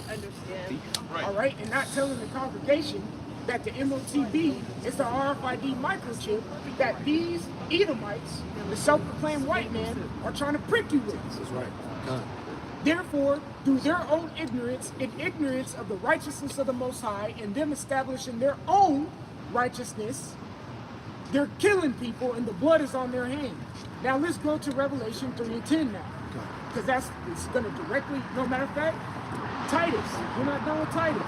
Get Titus, because these individuals who establish their own righteousness, you can drop Romans, who establish their own righteousness are the ones who have to be stopped. Go ahead. Titus 1 and 11, whose mouth, Titus 1 and 10, for there are many unruly and vain talkers and deceivers. Unruly and vain talkers and deceivers. So you are devils if you are not coming in the right truth or in the correct doctrine. You are a devil, okay? You're equivalent to the self-proclaimed white man, these Edomites. You are Satan, okay? The scriptures say it in James, I love that verse. I've been reading it over and over again lately.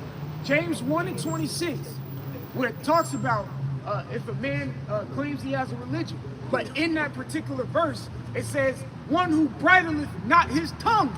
Yep. So if you're out here preaching the incorrect truth, I'm sorry, let me just say, if you're out here preaching lies, you are not bridling your tongue, and you're not taming your tongue either. And that blood is on your hand. Go ahead, bro. Yeah, she said. The book of James, chapter 1 and verse 26. Oh, yeah, bring it out. Go ahead. If any man among you seem to be religious, Yep, seem, meaning supposed, and bridleth not his tongue, the bridle not his tongue, the bridle goes into like a horse, where it goes into a horse's mouth, that's how you steer it, all right? Because you control the horse with that bridle. Go ahead. but deceiveth his own heart, But deceiveth his own heart. this man, So what you think is deceiving your own self. That's why the scriptures say, give me any plague but the plague of the mind. The Lord is, you're being deceived, all right? You not thinking that the RFID chip is Revelation 13 and 16. You are deceived. And you're deceiving the individuals who are around you and the ones who listen to you. Go ahead. this man's religion is vain. This man's religion is vain. The word religion means to fear the Most High. So you really don't, your fear of the Most High is vain, because you really don't have true fear in him, because he's giving you the understanding of what it is, but you refuse to accept it. And you fall in the lines of Romans 10 and 3, aka sons of thunder. Go ahead. James 1 and You 27. can stop it. Go ahead, bro. Titus 1 and 10, for there are many unruly and vain talkers Yep. and deceivers, especially they of the circumcision. Especially day of the circumcision. When we speak about niggas, mainly it be about you ones who know you're Israelites. Because you're supposed to know better. Yeah, right. You gonna say something? Oh yeah, you're supposed to know better, but you have worse than the niggas who don't even have the truth. Especially those of the circumcision. You might as well consider yourself uncircumcised. If you're not following the correct truth, the correct doctrine, in my eyes, you're uncircumcised. You're filthy, you're a heathen, you're dirty. Okay? Go ahead. Verse 11, whose mouths must be stopped, Yep. who subvert whole houses, Who subvert whole houses, meaning separate whole houses, all right? Because they may be telling the congregation one thing, And when they go back home, maybe the wife and kids don't agree with that shit. But, hey, look, man, I didn't see motherfuckers drop dead from that juice, man. It's But they said it is good. You gotta have faith. Well, having faith is not taking it. right. The fuck? You gotta have faith in the white man. Right. Take that shit. Right, and we're gonna get it. Because that's having faith in the image of this beast. Okay, go ahead. It says, whose mouths must be stopped, Yep. and who subvert whole houses, teaching things which they ought not, Well, oh gosh, go ahead. for filthy lucre's sake. Yep, for filthy. And some of y'all just do it just to do it. Because some of y'all just preaching and niggas still broke. I'm just talking. I'm not out here bearing false witness. But look, we all in the same predicament. We're all in Babylon.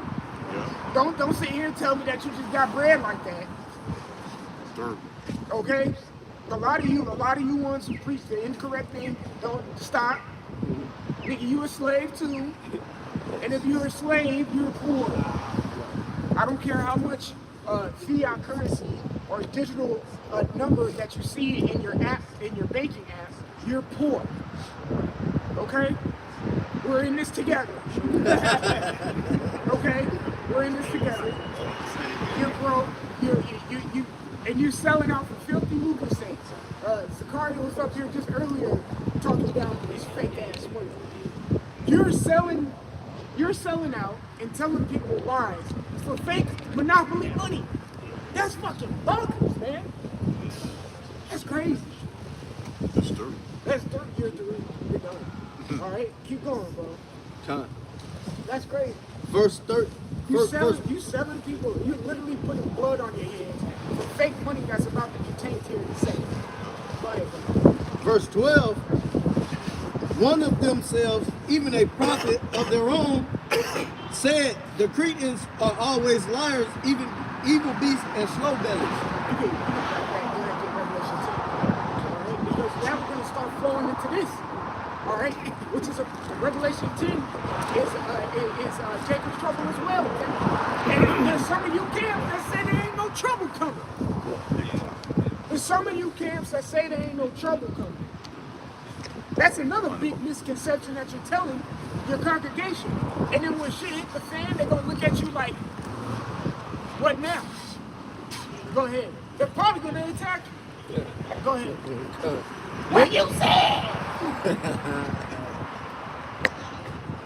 Revelation. Y'all love the women.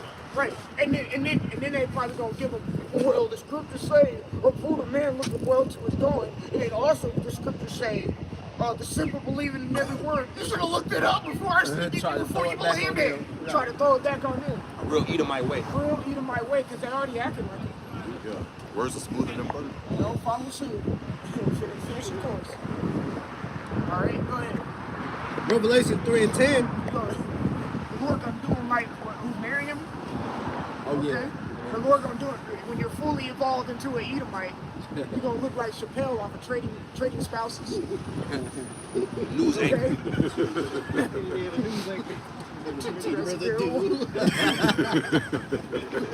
I made parsnips and cauliflower. Steak rare. Barbecue cauliflower. Can we turn this R&B music off? Revelation 3 and 10.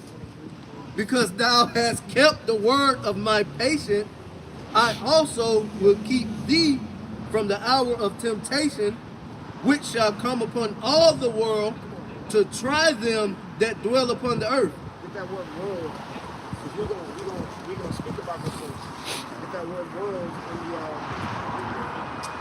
is it Oikoumene, 3625. The inhabited earth. You see?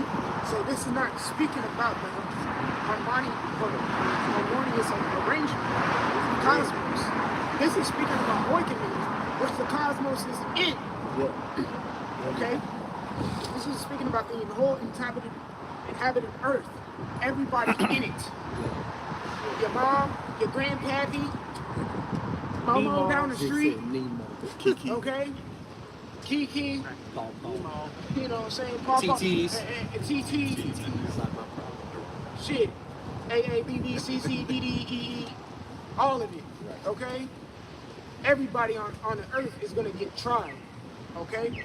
This is speaking about the whole, it's encompassing everything. So you start from the top, Revelation 3 and 10. Con. Revelation 3 and 10. And like Apostle Hassan says, read it slow. Con. Because thou hast kept the word of my patience. Because thou, you.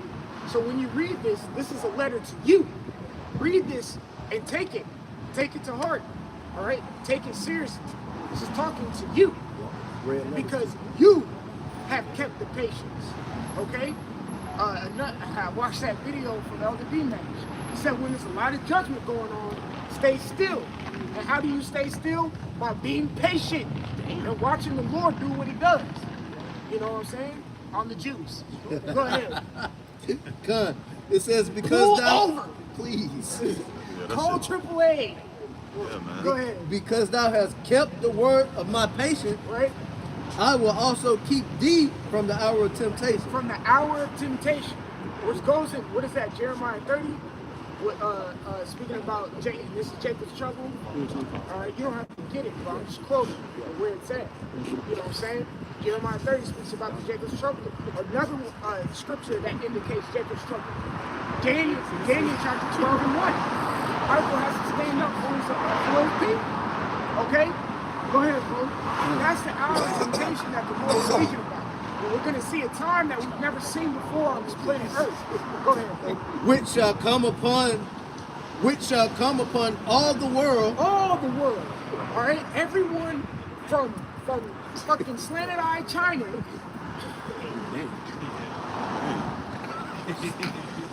all the way to the slums of Atlanta. Okay?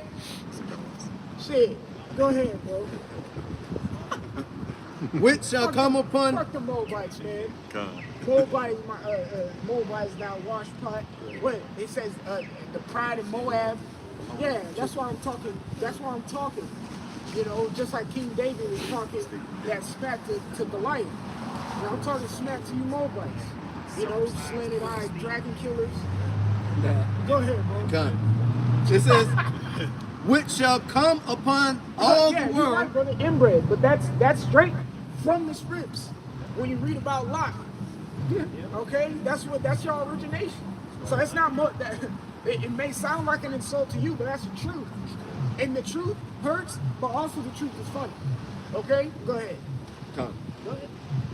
Which shall come upon all the world. Yep. To try them that dwell upon the earth. To try them that dwell upon the earth. That goes back. We were in Revelation, 1 Corinthians, the 3rd chapter. When you keep reading there, it says their works will be tried by fire, which means the tribulation. All right. So you other individuals who are preaching one thing contrary to the truth, your works are going to be tried by the fire that is going to try the whole inhabited world. That's right. The whole inhabited earth. And we're going to see who's right. And I have 100% confidence that you are going to falter. All right? Because we follow a power that never fails. Matter of fact, get that. Sirach, chapter 24. I want to say it's like verse 9 or 10. Where it says, I shall never fail. Because we serve a power and we got the truth from the powers that never fail. And that never has failed, never will fail. From here, the present, the past, and in the future. And prophecy to come. Because when we hit the future, there's going to be more. That's right. Okay? Prophecy continues. Go ahead, brother. This is the book of Sirach, chapter 24 and verse 9. He created me from the beginning. He created me from the beginning. This goes into John 1 and 1. Somebody give me John 1. Matter of fact, somebody give me John 1 and 1. Because this goes into John 1 and 1. He has created me from the beginning. Okay? Brother, get Revelation, the 1st chapter. I am Alpha and Omega. Okay? I'm the first and the last. Because Alpha is the first letter in the Greek alphabet, and Omega is the last one in the Greek alphabet. Okay? Reread. Go ahead. Sirach 24 and verse 9. You're going to get these scripts. He created me from the beginning before the world. He created me before the beginning, before the world, before everything was formed. Okay? Hold it. Get that, brother. God, this is the book of Revelation 1, and starting at verse 8. I am Alpha and Omega, the beginning and the ending. I am Alpha, I am Omega, I am the beginning, I am the ending. Alright? So Mark 24 and 9 is saying I was created in the beginning before the world. Revelation is saying, the book of Revelation is the last book. It's saying I am the beginning in the end. Okay? Finish it off, Mr. Rock. And I shall never fail. And I shall never fail. So we're getting this truth from the power of the universe, the sun. Okay? We're getting this truth, and this truth shall never fail. So if you're teaching anything contrary of the Alpha and Omega, you lose. That's right. And we can tell you lose right now, because you're wrong.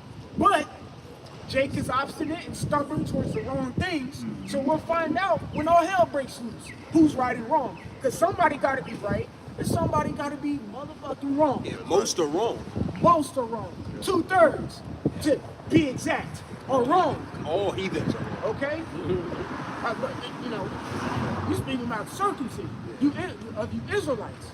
Because some of you of the circumcision are the 2/3. Yahushua looking at you like, you are not my friend. Okay? Because Yahushua called his disciples that followed him their friends. I am your friend. All right? Because he laid his life down. Okay? And that's another mentality that we practice in our minds. The brother next to you, would you lay your life down for him? Because that's true love, like Yahushua spoke about in John 14 and John 15. That's true love. Some of you in your other camps and congregations can't even stand the sight of each other. Yep. But act like y'all want to be around. Yep. That fake love. Y'all on that Drake shit. Alright? How do you know that? Again, I'm pretty sure you both know, but like years ago, I knew an individual, I guess the motherfucker called IUIC, and I actually was in the congregation.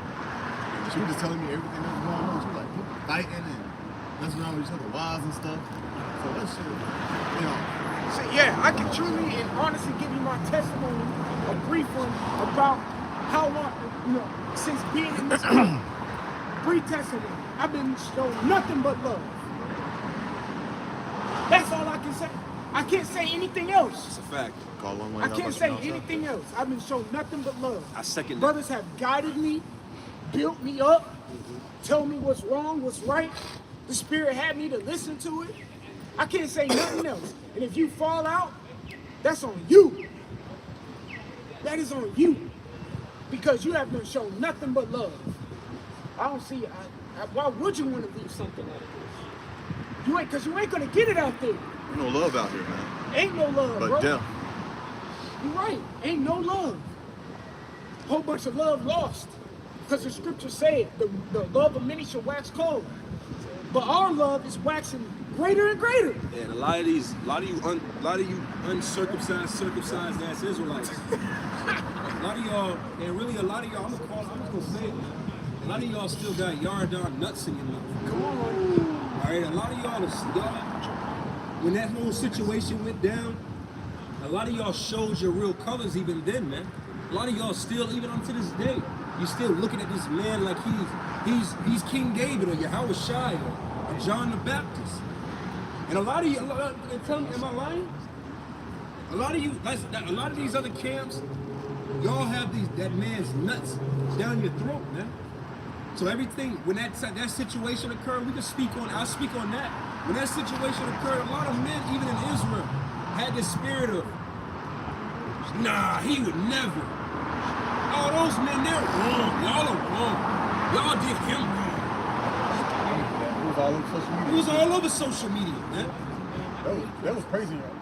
They were, man. Like you said, we don't even like to bring the guy's name up and leave it in where it was, but in the spirit of what we're talking about, hey, it needs to be said, man. That's right. You got it, brother. That's why I want somebody to say it. You're right. We ain't afraid to say it is what it is. Fuck, it is what it is. Get Sirach 11. Con. 11 and 6. This is Because even in that situation, motherfuckers would say things they didn't even know what was going on. Go ahead, brother. Like you was there. You don't know what's going on. So like what's the column one more Balls. time? So Sirach 11 and 6. Con, the water. This is Sirach 11 and verse 6. Many mighty men have been greatly disgraced, and the honorable delivered into others men's hands. Yeah, the honorable in other people's eyes. And that's exactly what the captain was speaking about. Go here, nut riding, nut sack riding, and thinking one dude is so honorable. It's like, bro, the only one you should be honoring is the Heavenly Father and the Son, man. All right? We ain't here to man please. And that's what a lot of y'all were saying after that whole situation. I'm going to be brief on this, but go ahead, bro. Go ahead, bro. Go, Con. Continuing on in verse 7. Blame not before thou hast examined the truth. And blame not before thou hast examined the truth. A lot of you weren't even in the situation. So keep your 2 cents to yourselves. Go ahead. Understand first. Understand first. Which, even if we would have told you exactly what went on, you would refuse to understand anyway. Yep. Because you're such mesmerized. A lot of y'all are groupies, man. Yeah, exactly. Which groupies are mesmerized by somebody or idolize somebody. Go ahead, bro. Con, continuing on in verse 7. It says, and then rebuke. And then rebuke. Most of us up here, standing here, went through that situation. Some longer than others, but some were actually affected by it. You don't know our personal testimonies, and I'm not obligated to say anything to you. If you want to say something, whatever, but you don't have the understanding of it, you know. Yeah. So that goes to this. That goes to you individuals, you circumcised, uncircumcision Israelites. I'm still in that. Okay. Israelite, that goes to you, and that goes to the ones that are part of the Titus prophecy, the unruly and vain talkers who got to be stopped because you subvert houses. Okay? So keep going in Revelation 10. You can drop that, brother. That's enough on that. Yeah. 3. Did you finish that? I finished. Let's go to Revelation 16. Revelation 13. You got Revelation 16. This is Revelation chapter 13 and verse 15. And he had power to give life unto the image of the beast, that the image of the beast should both speak and cause that as many as would not worship the image of the beast should be killed. Verse 16. We're gonna break down verse 16, particularly one word, because this is the word that gets you the understanding of what's to come. Okay? This is what gets you the understanding of what's to come. All right? Elder Apostle Tahar's old YouTube channel used to be named this. Okay, go ahead. Revelation 13 and 16. And he calls of all, both small and great, rich and poor, free and bond, to receive a mark in the right hand. To receive a mark in the right hand. So small and great, rich and poor, free and bond. This is a direct, you can apply the last scripture that we read, Revelation 3 and 10, to this. Small, great, rich, poor, free, bond is all over the world. So that encompasses, that's an elongated way of saying oikonomos. Okay? That is the elongated way to say the entire world. Small, great. There's small and great on this world. Rich, poor. There's rich and poor on this world. Free, bond. There's free and bond in this world. That encompasses all aspects. The Lord has not left any hole, any schism. Everything has been completed. It is complete.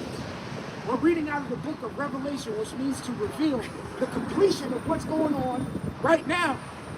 Okay? It says to receive a mark in their right hand. Their literal right hand, or right meaning correct. You can get bring the sign.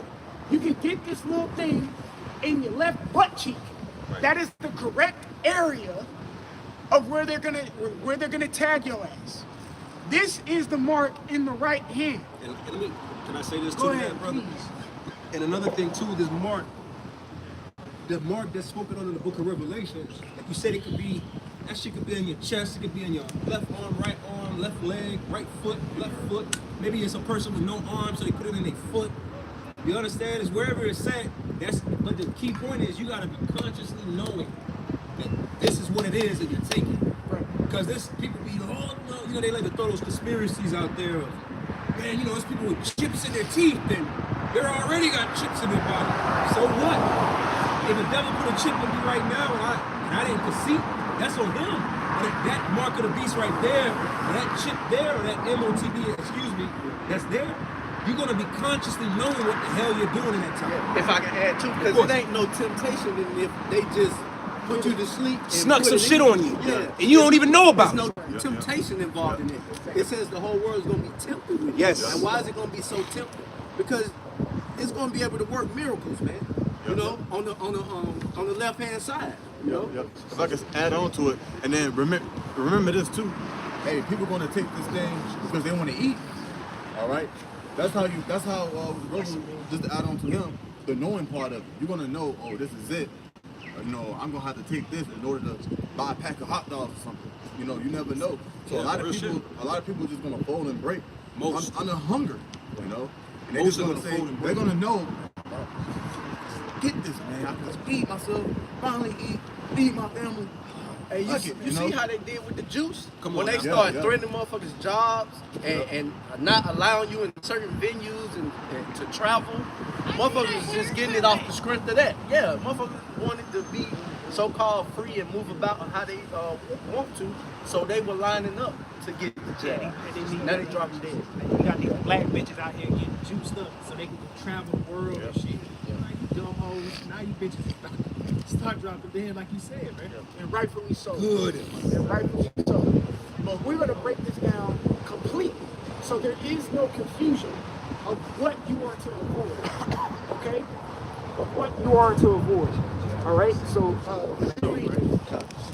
Revelation This is a 13, pivotal prophecy that people need to know about. Go ahead. Revelation 13 and 16, and he calls of all, both small and great, rich and poor, free and bond, to receive a mark in their right hand or in their foreheads. To receive it, we can stop it right there. Someone get the word mark in the blue letter. Zakaria, get your etymology ready. Get the word impression. So like my phone. Oh, it's a lot. May I use a brother phone? You got it. Shalom. Get the word impression. You got that in the Revelation in the blue letter, the Maya. Go to the etymology.com. Get the word imprint. If you go to etymologies online, we're not leaving anything unturned. Get the word engraved. I'm not playing. Because the Lord ain't playing. Yo, we gonna give it to you. This is important, yeah. All right, no DMX, pun intended. Okay, X ain't gonna give it to you. We gonna give it to you. Okay, we gonna give it to you. We gonna give you truth and the understanding of the matter. So read that. This is the word mark in Revelation 13 and 16. And best believe analogies are coming. And it's charagma in the Greek, a stamp, an imprinted mark. Okay, selected. Brother, get another etymology page open. Get the word stamp. All right, so it says a stamp, an imprinted mark. Someone get another etymology of the word mark. All right, so let's stop right there. Let's deal with the word stamp. So who has the etymology of stamp? Bring it out and read it, and get the noun. Okay. Go ahead, brother. Stamp from the etymon Aman. It's an instrument for crushing. An instrument for crushing. Keep going. Stamping tool. A stamping tool. Okay? So now we understand that this mark is going to come by a stamping tool. So a lot of you individuals who got the juice understand what a stamping tool is. All right? It comes in the form of a needle. Okay? So usually, when I'm gonna speak for myself or testimony. I used to be in the military. In the military, they line your ass up like some herd of sheep, stand in a line. They put you on a counter. They have two people on each side of you, and you get a shot of both arms. Bing, bing. And we hit the next, and you keep going mindlessly, a mindless drone, because you're brainwashed in basic training. But when the particular moment when you get that shot, they stamp it in you by it says a stamping tool. Does it say what? Reread it. It says instrument for crushing, An instrument for crushing, stamping tool, instrument for making impressions, we got the word impression, but instrument for making impression. downward thrust or blow. Hold that. So an instrument, a crushing instrument made to make an impression. Who has the word impression? Keeps in thought my analogy. Okay, go ahead. Impression. Mark produced by pressure. Okay, so we're there. A mark produced by pressure. So a stamp is an impression, which an impression is a mark that is made by pressure. Okay? A stamp is a tool that does impressions that uses pressure. So when you get the shot, when you're standing in the line, I have a little jar here, get the shot, they put it in you with the pressure of the needle. Okay? And when it comes out, you're left with a mark. And usually a little hole you can see. That's why they put a Band-Aid on it. And that's why it's swollen after you get it. Right. Okay? That's the little hole, the Band-Aid, and the swollenness is another indication of you just got a mark, or you just got tagged. So let's hold all these. Revelation 16 and 1. Okay? Revelation. This is the book of Revelation, chapter 16 and verse 1. Yes. And I heard a great voice out of the temple Yes. saying to the seven angels, go your ways and pour out the vials of the wrath of the Most High upon the earth. Right. And one of the wraths of the Most High is this time of temptation that's coming. Okay? Go ahead, brother. Revelation 16:2. Revelation 16 and 2. Listen closely, because the impression is called by the impression comes from the stamp, which the stamp is the mark, which we read about in Revelation 13 and 16. Okay? And the stamp is an instrument, a tool, okay, to cause the impression. And the impression is what is the pressure that is the crushing instrument to give you a certain mark on your skin. Revelation 16 and 2, read. Revelation 16 and 2. And the first went and poured out his vial upon the earth. Yes, go ahead. And there fell a noisome and grievous sore upon the men which had the mark of the beast. That is the next mark. That is the next indication to show that you got the mark. So now, get that sign. Where's that sign? Yeah, give me that sign. All right? So now you ended up getting this mark, which is the RFID microchip.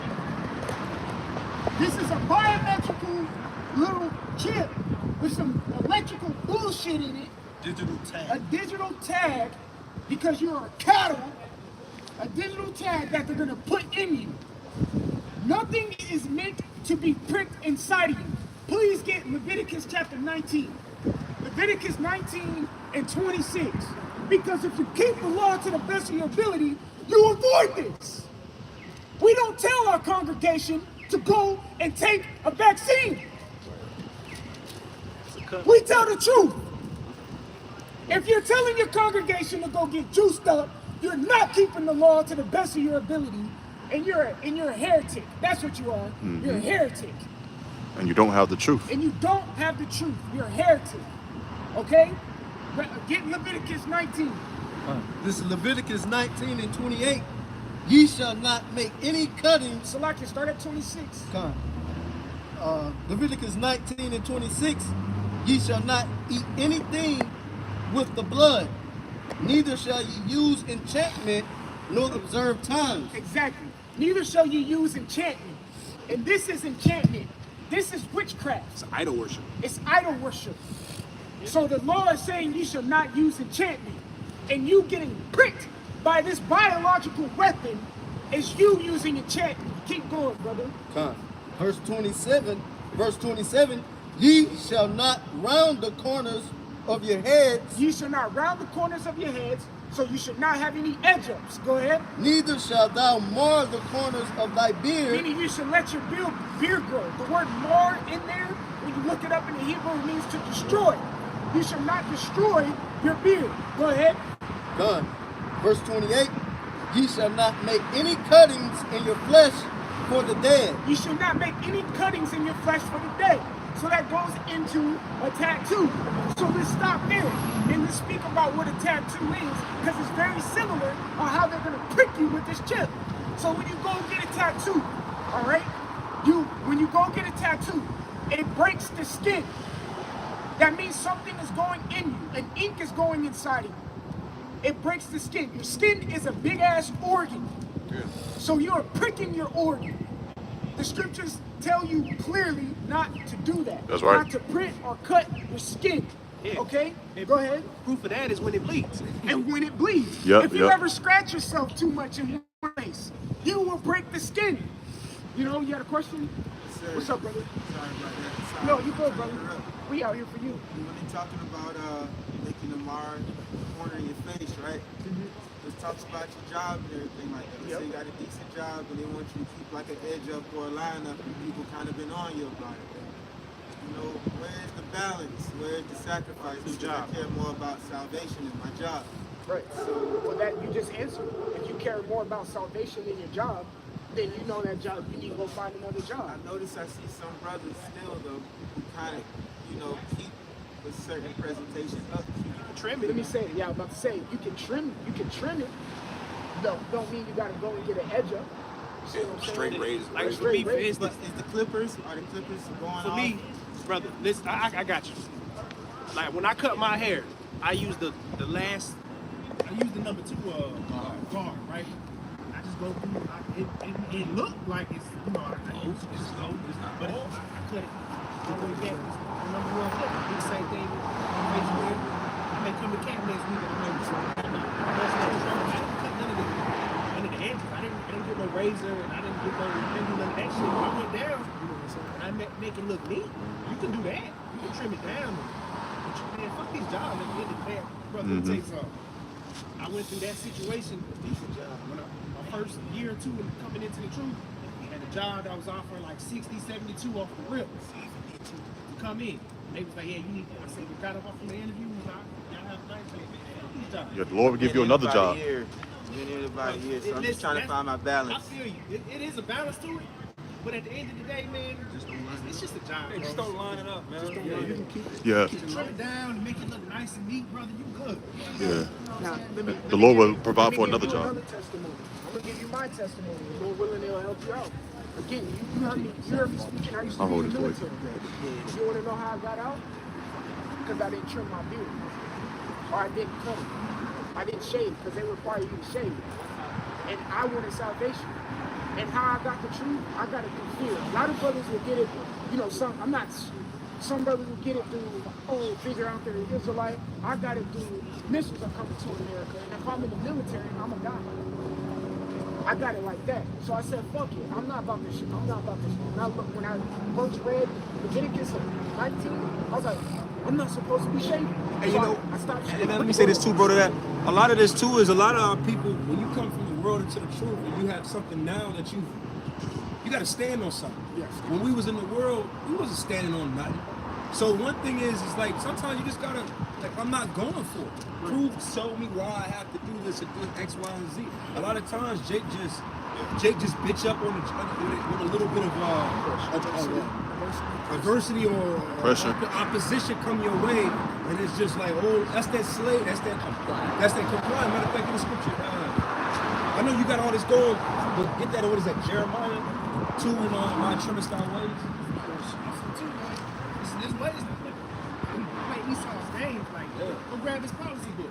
That's what I'm saying. The policies and see, man, that ain't no goddamn company policy. A lot of Jake have this like you said that we still a lot of Jake and it's not necessarily your fault or individuals back here fault. It's just our people.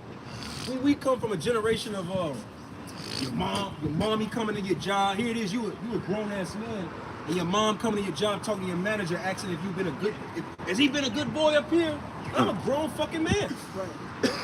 Jake still have this that Willie Lynch, stay in the right lane, don't ruffle feathers spirit. Man. You got that? Go ahead with it. This is Jeremiah. This is Jeremiah chapter 2 and verse 33. Yeah. Why trimmest thou thy way to seek love? Why trimmest thou way? Which our way? Which you're going into the law. The Lord gave us a specific way to operate within, and it's we whether be pleasing unto the Lord. Yeah, read it again and quote it. Call it again and read it. Jeremiah chapter 2 verse 33. Why trimmest thou thy way to seek love? Yeah, why trimmest our ways to seek love from the devil, from the wicked? All this, especially with the hair. Do you realize? You know that hair cutting and beard trimming and all that shit that was introduced by the devil. Westernized, yeah. Alexander the Greek, the Westernization, which started over in Greece with Esau. That's where you get this whole taking your whole goddamn baby face spirit from, man. Yep. That's the white man's spirit. And so why are we gonna trim our ways and seek his love, man? Fuck him. That's right. But I'm not. See, for us back here, we've been exercising that spirit of, man, fuck that, man. But so I'm saying to you that it takes a space and a time to evolve into that space. You understand? I got a testimony no different than these brothers. When I first came into the truth, it was jobs, opportunities, same thing. My son, my mom. I remember my mom talking. My son, you might want to cut your beard back or down. I get it. And I'm like, well, shit. I told her like this. I said, well, these Jewish men, they never actually. You'll never see a small hat. He could come down with it. He could have a whole joint, right? Dang, Mr. Stein, you gotta cut that beard back. They ain't telling him that. Stein. Okay? Because they can't, because it'll be a lawsuit. Mr. Hindu, Mr. Head Wrap Hindu, Right. he comes over here with the beard all the way down to here. Nobody say nothing to him. If I can say too, Of course. because what he's saying is true. Because like I said, I was in the military. There's Jews in the military who still in the military. When you're indoors, you have to take your cap off. When you're outdoors, you have to put your cap on. All right, whatever cap they issue you. Well, the Jews that were in the military, they didn't have to wear a cap. They could wear the yarmulke everywhere they went and have a little beard. The Muslims that were in there too, they could wear the little head turban when the fuck they were, and they have a full beard. Yeah, told me I was, coming to see you guys every weekend if I can. Cap told me come up off that hat if I'm gonna be around y'all listening. Yeah, Hey, cause you know why?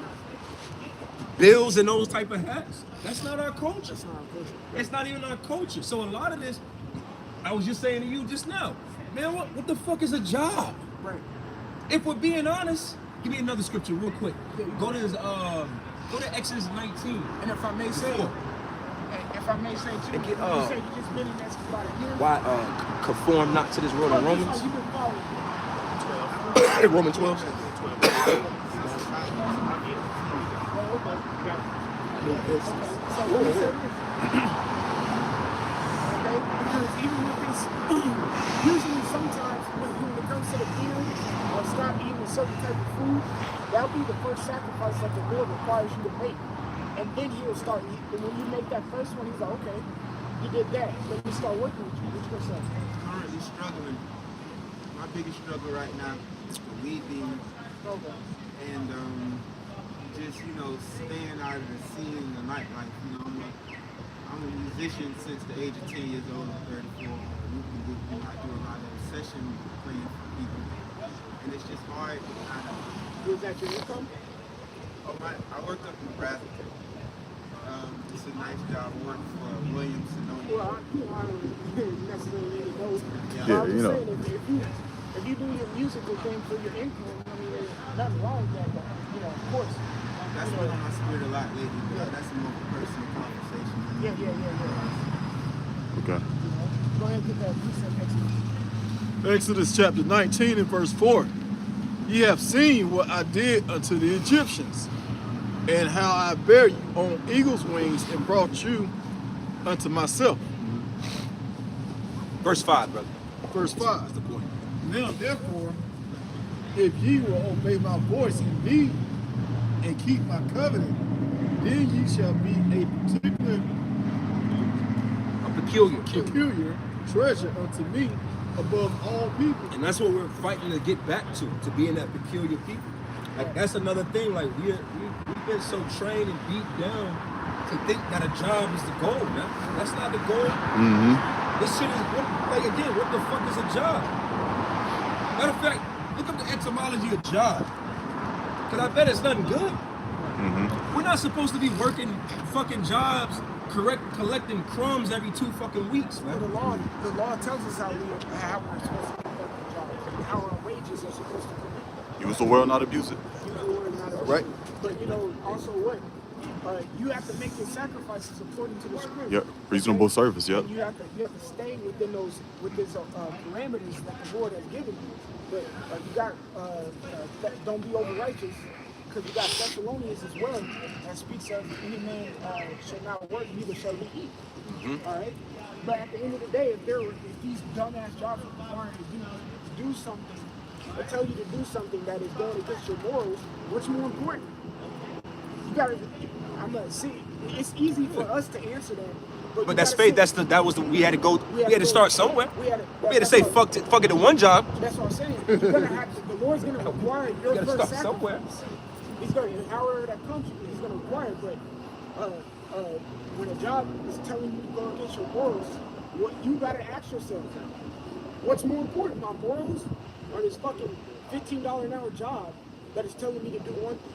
In an economy we in an economy that in the next 6 to 12 months, your job could just vanish. Your job could just vanish. Yeah. So it's like, here it is. The Lord gives us opportunities to show forth our faith towards Him, to lean towards Him. But then all this shit is disappearing. Like you said, use the world for the fashion of this world passeth away, man. Yeah, wise as a serpent, humble as a dove. Yeah. Go ahead with it. It's the etymology online, the noun job. It says piece of work, something to be done. Something to be done. Yeah, keep going. It says from phase, jobbing or work, task, piece of work. So here we are, as the book of Hebrews tells us, as what? We're laboring to enter into that rest, man. Where there is no fucking jobs, but the only job is to serve Yahweh Hashem Yahushua. That's what all of this is about. Man, fuck them jobs, man. That's the only way. Like you said it in the ear, and I was trying, but you're right. Like really, fuck a job, man. I'm not trying to hear that shit, man. Because at the end of the day, we about to enter into a place like what you were saying before that about going into that hour of temptation. Being prepared for the hour of temptation, or preparing the nation on how to keep a fucking job. That's not what we're here to do, man. That's not what we're about to say too. And you know, we gotta use wisdom. You know, we ain't saying just go say, hey, fuck the job and quit. You know what I'm saying? You gotta Spirit of it. Yeah. If you gotta take steps to get, go down that route, then so be it. But we're not telling you to go quit the job. No, yeah. We're telling you to get in the spirit of putting things before that job. Yeah. Yeah. I got a precept. Go ahead. Whatever you want to come in, so Let me finish. of course. Real quick, Matthew 19 and 29. Matter of fact, Matthew 19 and 28. It says, and Yahushua said unto them, verily I say unto you, that ye which have followed me in the regeneration, and the Son of Man shall sit in the throne of his glory, ye also shall sit upon 12 thrones, judging the 12 tribes of Israel. Every one that hath forsaken houses, or brethren, or sisters, or father, or mother. Matter of fact, start off at the top.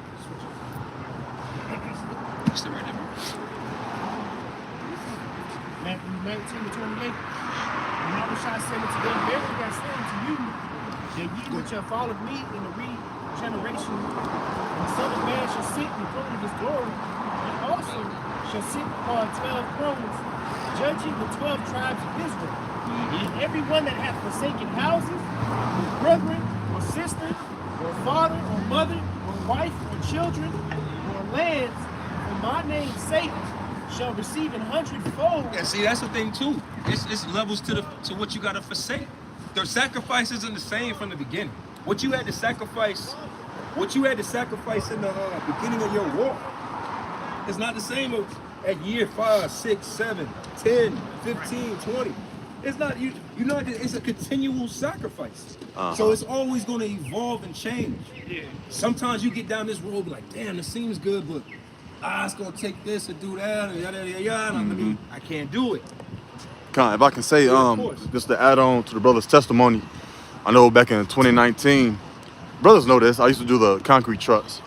I made like a little, I actually negotiated with the business on not letting me work on Saturdays. And growing my beard out, because you had to be in uniform, look a certain type of way. Right. We're going to mansions or we're going to places downtown and stuff like that for work. But I made a deal with them, but then they started putting me out on Saturdays.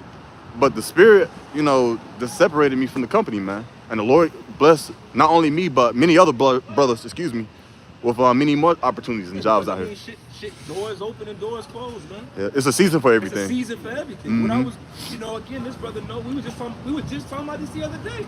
The things that we was doing when we first came in, and that shit is so far in the past. Like, Yep. I used to work and do this. Then we moved on to this, and it's like, we done changed again in our time period together. We done changed careers, we done changed where we live, we done changed women. It just comes with, Yeah. bro, we on a path. Pilgrims. You understand? All right, what you going? 1 Corinthians, you quoted it earlier. Yeah, bring it up. 1 Corinthians chapter 7 and verse 31. And they that use this world as not abusing it, for the fashion of this world passes away. Yeah, so in everything, we gotta use this word. You can't be, some Jake try, but they be feeling miserable. They be trying to be these off the grid, you know what I mean, out of the way. And it's just like you said, what you got, and then matter of fact, go to Romans 13. Huh? Yeah, like in the senses of, don't, like you said, this matter of fact, go to Proverbs 11 and 1 real quick too. Get that first. Cause it's balance, man. One thing that you're trying to find in your walk is balance between everything. Yeah, like I say, 'cause it doesn't change overnight. You know what I'm saying? It's just a process. Lord, the scriptures say that. The Lord, Yes. he planted the seed, he watered it, then the Lord get an increase. It ain't gonna happen overnight though. Y'all about to outside, man. We all still goddamn. We all fighting spirits, still- fighting, yeah. trying to be better and improve. Yep. Like you can't expect you to have the perfection of a man that's been walking 10, 15 years or 20 years, and you just in your first year. You gotta be fair. Yeah. Have fairness towards yourself. That's right. You got that in Proverbs. Proverbs 11 and 1.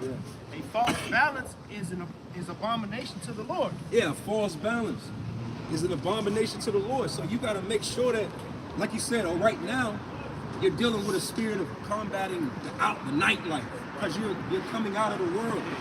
But then, how about us? What is our problem? We've been walking this walk so long that you can be imbalanced to the point where it's like you a hermit. Yeah. Now you stuck in the house. Now you don't ever do nothing. So it's always a.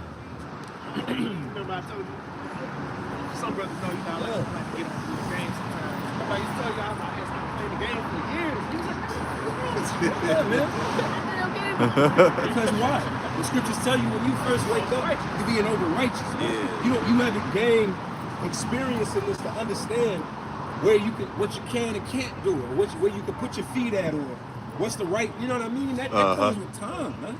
Okay? So the scriptures tell us that a false balance is an abomination. So you're in the spirit of trying to find it. And I'm not saying like it's so beautiful. It's not an overnight thing. Okay, now read that again. You got in where you at now? Romans 13. Romans 13, high time to wake up. Romans 11, 13 and 11, right there. Romans chapter 13 and verse 11. And that knowing the time, that now is the high time to awake out of sleep. Right. For now is our salvation nearer than we believe. Right. So that's why as I was going into earlier for you, with the spirit of understanding, like, man, really fuck a job, but the water for the balance of that in the senses of we're not telling you to tomorrow morning. Hey man, you know what, man? Fuck y'all, man. I'm out of here, man. Can't even grow my beard, man. Then you don't pay your bills. Then you don't pay your bills. Now you living outside, and it's like, but that man told me to say fuck that. Nah, I'm not saying that. Come back up here, cuz what's that? Yeah, nah. You know, if you got kids and you got babies, you got a woman. I'm just saying. Because the scriptures speak about all of that stuff. If you got a woman and children, take care of that. So you got to do what you got to do. You make the necessary steps if that's where the Lord is leading you. But as you grow in this, it should come to a point where you realize, man, fuck all that shit, man. Because like I said, it's other sacrifices. That job sacrifice, that's just one level, man. Then the Lord bring about a, now you got it, the Lord is, maybe the woman you came with is coming with a, you know, it's trying to stop you from doing your growth in the walk. Now you got to cut off a woman. Now you might got to cut off your mother and your father. Everybody's sacrificing is all going to vary.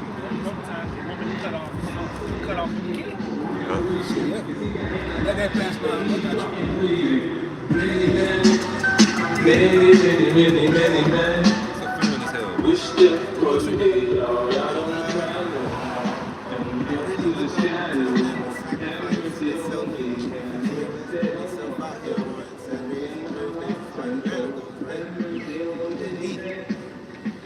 One of the biggest things eating up with me is I can't sleep at night. I have crazy anxiety. Brother join the club. That's me all day. Yep. Weed eats me up like crazy because once I, roll up low, I can sleep. My mind not eating that. I can go through. But it's through other forms, edibles. Right. That's the correct way of doing it. So it's just the smoking that's messing up the temple. You know what it is? It's just a habit of doing it. Yeah. It's the habit of like, and I used to talk to these people, working these jobs. There's one guy I used to work with, he say, man, he used to drink a beer, he hit the cigarette. Drink a beer, hit the cigarette. I was like, man, it's just. You got a ritual that you're in. Yeah. It's a ritual that you're in. Like that guy that keeps walking That's by. his Saturday ritual. Yeah. Every Saturday. Same time. That's his Saturday ritual. So you're just stuck in a ritual of that's why I said again, what you're stuck in right now, tell me in my line, brothers. It'll change and then you'll have a new ritual and it's like, I gotta break this. Yeah. It's not a I defeated that, I'm good. You know what I'm saying? Yeah. Like, I've won. Satan always coming, so Yeah. you gotta evolve and update yourself. That's all it is, all right? Let's keep going with the scripture, okay? Verse 12. Yeah, keep going. Verse 12. The night is far spent, the day is at hand. Let us therefore cast off the works of darkness. So everything that we see out here in this world is darkness, right? So that's why I'm bringing this out is because where you're at in it, you're in the casting off part. There's a part in this walk where you have to, The old man. hey, what is it, like a detox, right? When you take a detox, or unless it's a better word for it, you deal with the medical field, an antibiotic. If you take antibiotics, right, an antibiotic is going to, it's going to remove all the good and the bad bacteria out of you, correct? It's going to remove it all. That's why after you take an antibiotics, I'm messing the word up, excuse me. Antibiotics. After you take antibiotics, you take what? Prebiotics and probiotics. Electrolytes. Add it back. Yep. Okay, so Minerals. in the spirit, it's the same thing. When you come into this, matter of fact, go to it'll come back to me. But when you come into this, you got to cast off. You're basically becoming, as the scriptures say, a new creature. So you're going to lose damn near all of yourself. Who I am today, we all, every brother here that can say this, however long you've been walking it. I'm not, man, my family, nobody recognizes me. Nobody knows who I am. They know who I am today because of I present myself, but in the spirit of it, they're like, damn, that's not the such and such I remember. That's not such and such because why? You got to shed your old ways and old skin and become that new man. Keep going. Verse 12. The night is far spent, the day is at hand. Right, so we got to be in the spirit of the night is far spent. The day is at hand. That day at hand is Yahweh Shai coming to return. That's right. So in that spirit, we got to what? We gotta be mindful of what's ahead of us. And fuck, like I said, anything that's getting in your way, don't be hasty, don't be immature, don't be stupid. But in the spirit of it, man, you gotta carry it that way. It's like, man, you even with my woman and my children, it be on good terms. I love them. I love the hell out of my family. But sometimes in my spirit, I have to remind myself, like I be sitting on the couch with my arm around my woman. Man, yo, man, fuck all this shit, man. Yeah. And I still love her. Mm-hmm. Yeah. Go ahead, bro. Priority. Through water, brother. You gotta know when to put things in the right priorities, man. Mm-hmm. That's what men really, do. We're only being corrected to be in the right way we should have always been. That's right, It's yeah. a little hard because you went from being in the spirit of putting everything above everything, if that makes sense. Like, you know, your job come first, this come first, that come first, the happiness of my woman come first, my children. You know, we're taught to do all of this shit, and then you come into the truth and it becomes a little hard where it's like, oh, now I gotta put the work first. I gotta put the Lord first. So you're putting everything in its right place, but that's the where it should have been in the first place. Yeah. So like it, real quick, just to add to what you're saying, Matthew chapter 6 and verse 33. But seek ye first the kingdom of the Most High. And you should read that whole chapter. Matthew, the 6th chapter. That's one of my favorite chapters, man. Because it really puts you in the mind frame of what? Think not of tomorrow. Tomorrow is, you know, keep going. That's gonna be a heavy. That's a chapter that I was saying this at camp a few weeks. This type of chapter, chapter 6 is supposed to be seared in your head, man. That's the Lord's Prayer. Lord's Prayer, yeah. All right, keep going, bro. Matthew 6 and 33. Seek ye first the kingdom of the Most High and his righteousness, and all these things shall be added unto you. And all these things that you're seeking for, it'll be added to you, but it's got to come in its own time, in its own season. What you may be seeking for in the spirit, it may not be time for you to have. Mm-hmm. See, we're building.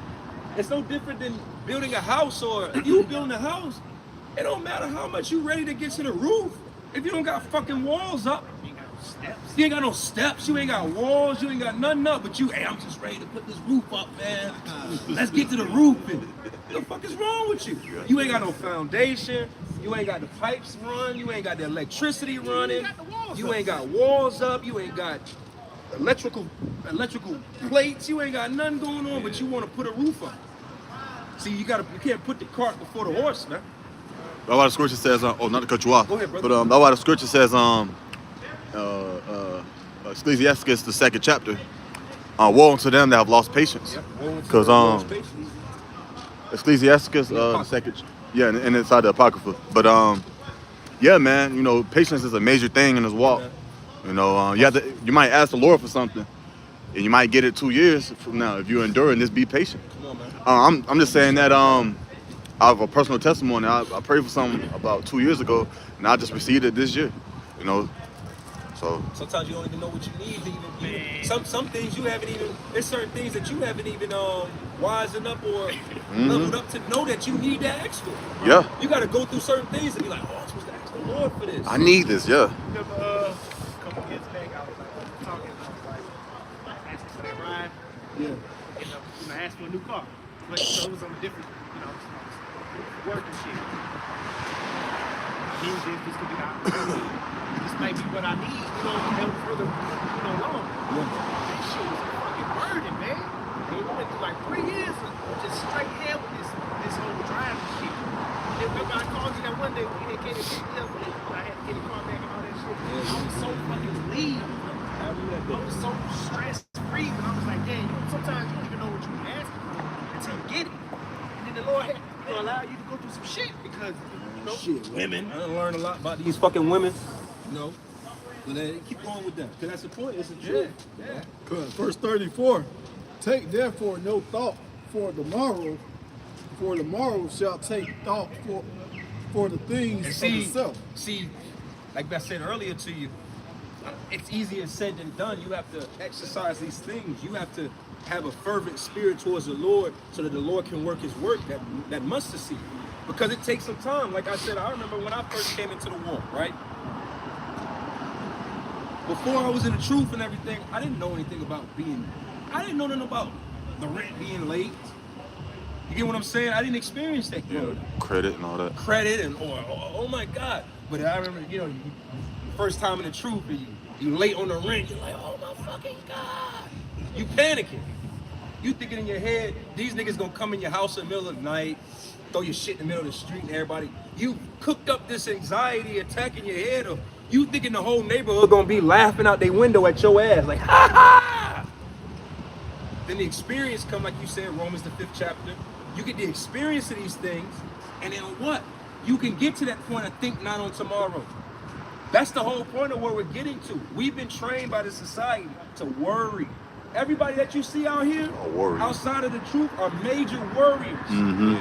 That's the truth. That is the absolute truth. That's the truth. Yeah. They worry about, hey, where they gonna stay at? Yep.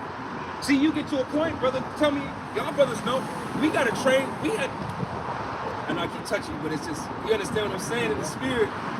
Because I know that with your family, you had to retrain your family to move on be more faith-based, correct? Because beforehand, it's just stress, anxiety, worry. How we gonna pay the rent? How we gonna pay the bill? I need a car. We gotta get the kids, school, milk. That's how the world moves. I got a precept. Yeah, bring it out. I got you, brother. This is Romans 14, starting at verse 22. Hast thou faith? Have it to thyself before the Most High. Happy is he that condemneth not himself in that thing which he alloweth. Verse 23, and he that doubteth is damned if he eat, because he eateth not of faith.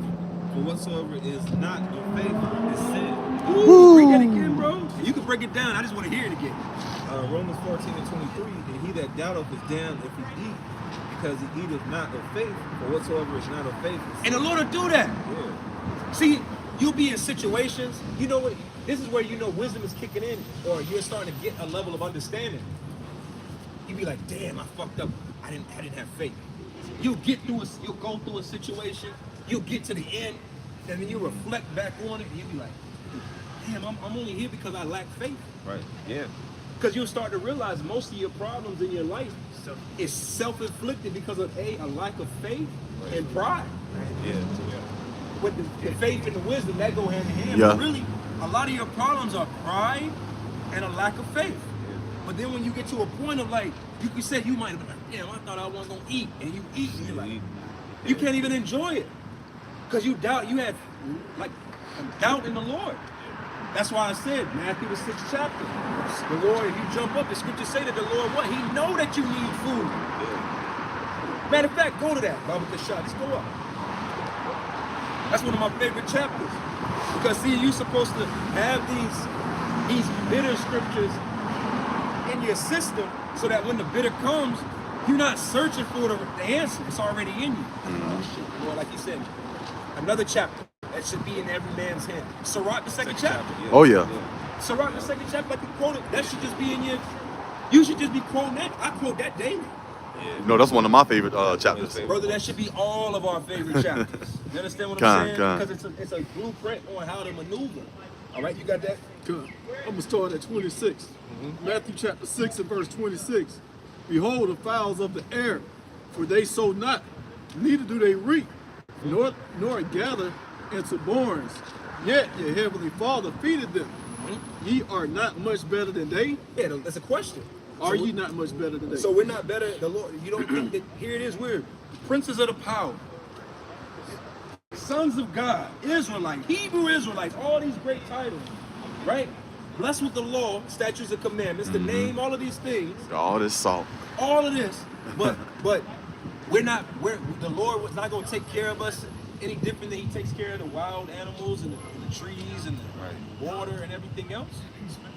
Go ahead, brother. Especially if you take a step in sincerity toward the Lord. I mean, the scripture Right. says, if you move close to the Lord, He will move close to you. That's right. You know, But it's faith. it's faith. It's faith. Okay? So you got to understand these things that our lives are more than that, than the birds of the air, man. But the Lord takes care of His creations. What more us? But that comes with faith. That comes with growing in your faith. Okay? Like I said, oh yeah. Bro, we had a day one of coming out here, right? Then we had a day one of being in the camp. Yeah. Then you had a day one of reading. Then you had a day one of speaking. You know how much faith you had to have to get over the nervousness or the anxiety, as you're saying, of speaking. And this is the hardest thing in life. Public speaking is the hardest thing in life. And I remember when I was in college, right? I took this college course. It was a public speaking course. You stand in front of the class, you gotta get that bullshit ass speech, you be nervous. And then I fast forward, and I laugh. I literally laugh about this, and I thank the Lord, because it's like, damn, the Lord brought us to a level where it's like, if we said fuck this corner, and we went to fucking Chattanooga, Tennessee, we could teach. You understand what I'm saying? And we went to Augusta, Maine. Never been there. But the Lord like, hey, let's go teach there. We teach it. Because that's faith. Bro, it wasn't an overnight thing. I wasn't Mr. Hey, I can talk to you and this, that, and the third. This had to Yeah, shit. I'll say this too. Another thing that just personally helped me with, public speaking, because I'll tell you one thing, I'm not such a people person. I can't stand talking to people and shit.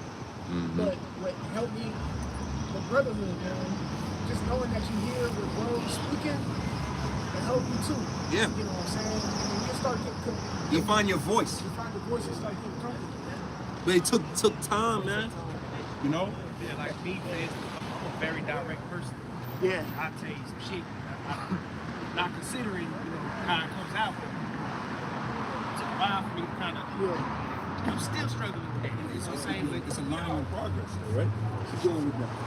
Let me skip down to verse 31. It says, therefore take no thought, saying, what shall we eat, or what shall we drink? So, pause there. We're all training to get to a point where in the near future, like the captain was going into about, what were you going into earlier? CHIP? Read it again. It just left my head. Matthew 6:31. Therefore take no thought, saying. Oh, ultra instinct. Yeah, because see, like you were saying about a job and the worries, understandable. But we're building you to the next level of, we're going to be at a point very soon where there's not going to be no jobs. There ain't going to be no food out here. There ain't going to be no war. It'll be out here, but it's not going to be so freely. Like right now, I'm hungry. Right now, if I said I'm hungry, I can walk over there and go get a meal. I can walk north, south, east, west, and everything in between there, and I can find something to eat. And probably less than 100 yards. If we walk straight, I get something to eat. If we go this way, I get something to eat. If we go that way, this way, diagonally. Yeah, everywhere. There's food. Mm-hmm. Order something. Bring that. Matter of fact, they'll bring that shit to me. Matter of fact, if we wanted $300 worth of groceries, they'll bring it to us right here. Yep. And loaded up. Load it up. But we going into a time period very, very, very soon. It ain't gonna be no work. Because the scriptures tell us that in Isaiah the 19th chapter, that there shall be no work for the head or the tail. So we know that there ain't no work gonna be out here. Ecclesiastes. The scriptures tell us about the fact that there's gonna be a famine. So there ain't gonna be no food out here. So we gotta have our minds trained and built up to a point of just expecting that, and also saying, man, fuck that there ain't no food out here. You get what I'm saying? That's what we supposed to be getting to the mind frames of. And I tell you this, it's a thing. Like, you're supposed to build your household up. If you got a family, you got a woman or children, the Lord throws little hiccups in your household all the time. But what you gotta do, you gotta check your woman. Hey man, whatever, man, fuck that shit, man. The Lord will take care of it. See, or it happens and you're like, see? Yeah. You gotta be Wilson. Yeah. See, the Lord did it. You start giving praises. You gotta give praise to the Lord, and your woman and your children, if they had the age, they'll be in the spirit of like, yeah, you're right. And they'll follow your lead. Fuck that shit. If it's the Lord's will, because you should be leading. If you're leading in a spirit of, man, fuck that shit, I'm not worried about that. Give no thought on tomorrow, man, fuck that. Tomorrow's already got itself. You know how many miracles our households have seen? Man. Bro, I see it. If you in the spirit, you should see it daily and weekly. Right. Yeah. You know how many times I know brothers, we all in the same mind, you be like, here it is, it'd be the end of the month. I ain't got nothing towards the rent. And something, one, two, three happen, Now you got the shit. Plenty of time. Plenty of times. And that's on a light point. Health-wise, all of these things, okay? Keep going. It says, where withal shall we be clothed? Oh, you know, damn. Because these are things of the flesh. The flesh worry about this type of stuff. And I'd be lying to you, brother, if I told you that. Even I'm not excluded from this. Be in my spirit. We be in. I need some shoes, man.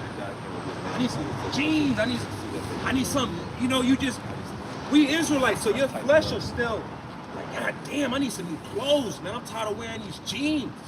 I'm tired of this hat. I'm tired of these shoes. Tell me I'm lying. That's the flesh. Go ahead, Will. 1 Peter 5:6. Humble yourselves, therefore, under the mighty hand of the Most High, that He may exalt you in due time. Verse 7. Casting all your care upon Him, for He careth for you. Casting all your cares. So you're in a very critical point of learning how to cast your cares unto the Lord. I'm telling you, and it only gets heavier. It only gets heavier. I can tell you that. There be things that you gotta cast to the Lord that, shit, man. Y'all brothers know if you've been here long enough, it be things the Lord will make you cast to Him that you don't even want to cast. It's not even that you don't want to cast it, but it's so bitter. Yeah. Like, you know what I'm saying? Like, you start to deal with certain things, you be like Like a hardship. I have to cast this. But it's like it's still burning you. But if you know that if I don't cast it to you, Lord, it's going to destroy me. Yeah. That's how serious it gets. That's why I said, bro, you just in the learning phases of, now you're realizing you got to cast shit away. Now you got to do other things. Now you got to change you. See, in our nation of people, the main thing that plagues our people is immaturity. Because as the scriptures say, when I was a child, I spake as a child. Well, with the people of our nation, they never get the means of the ability to evolve to adulthood. Yes. You got a lot of grown children out here. And just to land back off you, because you know, the journey, you know, what kids are the ultimate hoarders. And our culture requires us to sacrifice. That's beautiful. To give away. So if you're sacrificing, you are becoming a mature individual. That's why I said when you first come in, the Lord's going to require you to make your first sacrifice. And if you can't do it, that means you're holding on to something. And whatever it is, and you're holding on to immaturity, you're not growing as a person. And you know why that is, brother? Pride. You don't even, because a lot of times, you don't even realize, see right now, as I'm saying the word pride, your mind is cooking up what you think pride is. You haven't even evolved to the point of understanding. Like I always say, pride comes in all sizes, shapes, and colors, flavors. It's a tricky demon. It's a different kind of spirit. See, when you come out of the world, or any of these people out here, if you ask them, what's pride? What is a pride? What is a proud person? Their first thought is going to be, oh, that man that's riding around in the Lamborghini, right? You're going to be like that guy in the Lamborghini. He's proud, man, because he's got this and he's got that. Well, I can flip it on you and tell you that man that's living downtown under the bridge, homeless on his ass. He's proud. Shit. He's just as proud as the nigga in the Hummer, in the Lambo. Bro, y'all remember, man, I had stopped at the store one time, this was a couple years ago. This was old Jake, homeless dude. Yeah. Man, he went up to the counter to pay for whatever he had. He had some change and he was short like $1 or some shit. The guy behind him offered to pay the rest of his, so he could get the chicken sandwich, whatever he was getting. This old nigga was so fucking proud. Man, fuck you, man. I don't need you to pay for my food and all that shit. Well, he went hungry that night, I guess.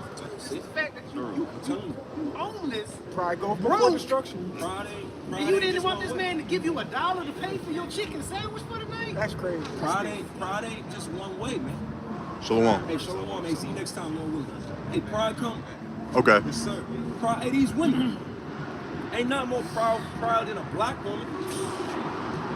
Here it is. They must be stopped. Who must be fucking stopped, man. All right, these black women, they talk shit all online, all day, every day. They think the black woman thinks she's the richest group of women. She still thinks she's God. Man, fuck her thinking she's a god. Let's just deal with the delusions of. Get that scripture. Man. Excuse the fuck out Strong of delusion. Are you serious? Yeah. They said, oh my. These women believe that they are. What?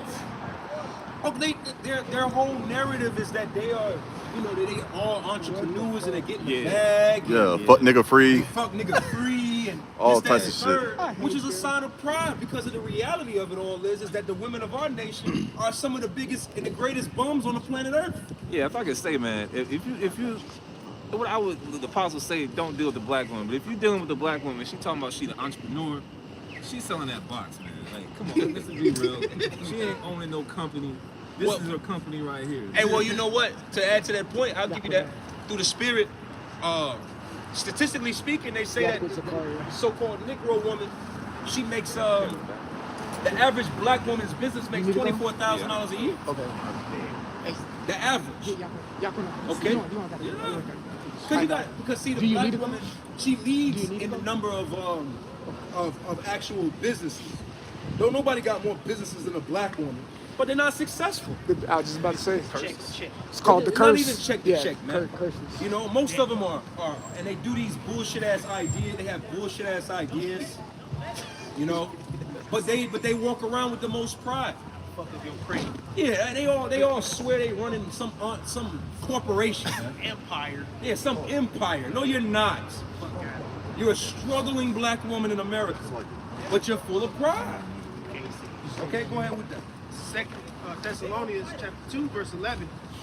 And for this cause, the Most High should send them strong delusion. That they should believe a lie. Strong delusions that they shall believe a lie. Can you look up that?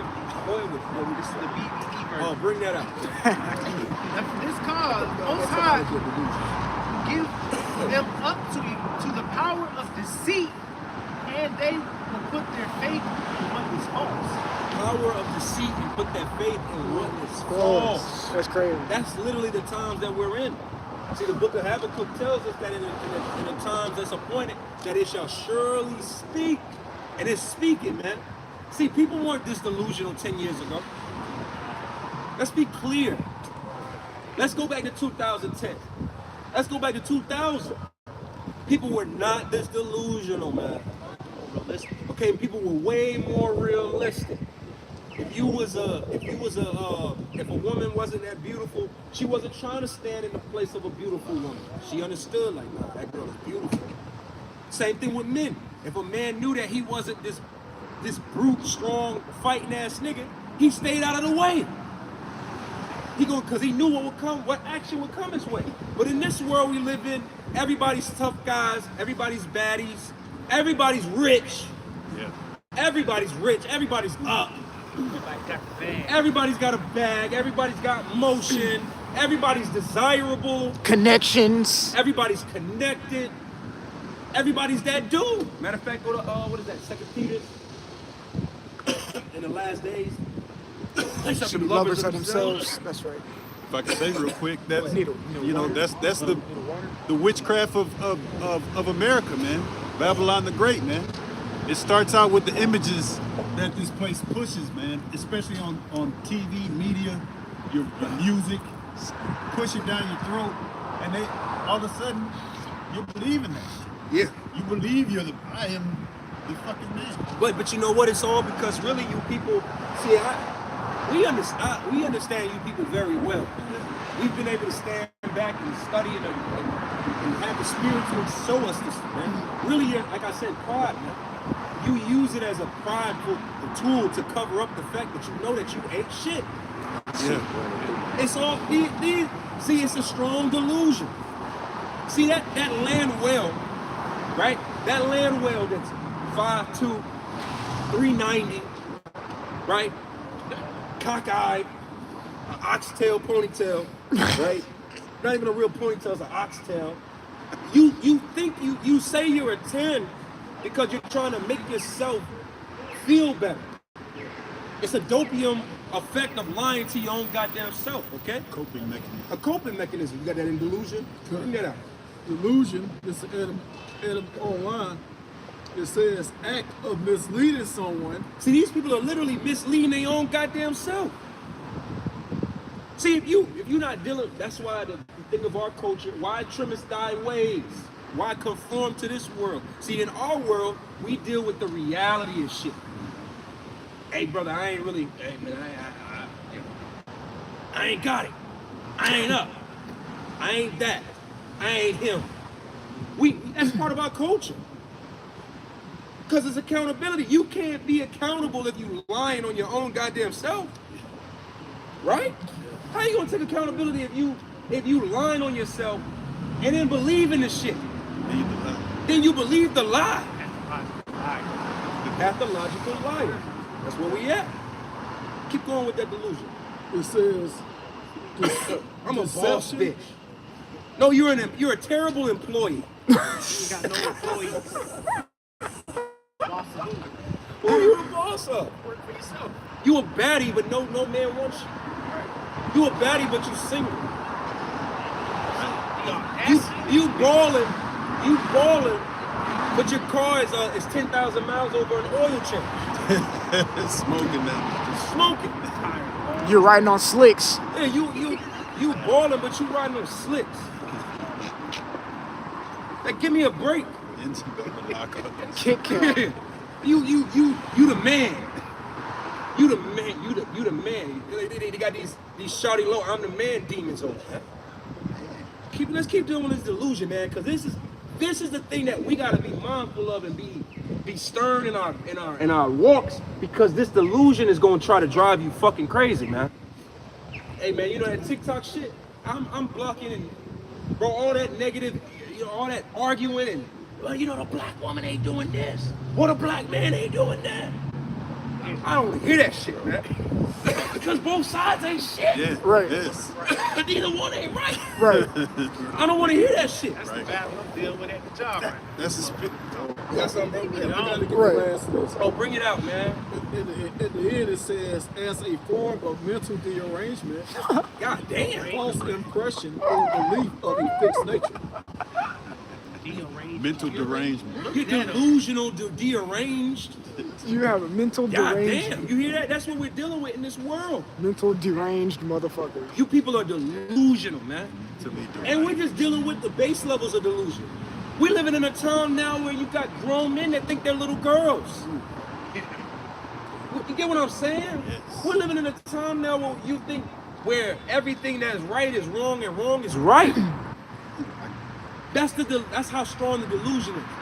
And it's all because you know why? Esau, you're out of pocket. Yeah. See, the very fact that you at the top is out of order. Yeah. And because you're out of order and you're the leader of this shit, it's just led to everybody else. And you know what? I'm a woman, but I'm the man. What the fuck are you talking about? You got these little niggas on the court playing basketball. You see that the NBA players that they talk about? You little. Bro, you're 8. And it's probably shit in your drawers. Somebody should beat your ass. Oh, you talking about them third graders? Little third graders, you're too little. Get your weight up. You have a bedtime. Go wipe your nose. Go make sure you wipe your ass right. You eat instant macaroni. Yeah, come on, man. You got something about? Yeah. Go ahead. Stop. I had to pull that word derangement. Oh yeah, that's a heavy word. I never even heard that word. That word.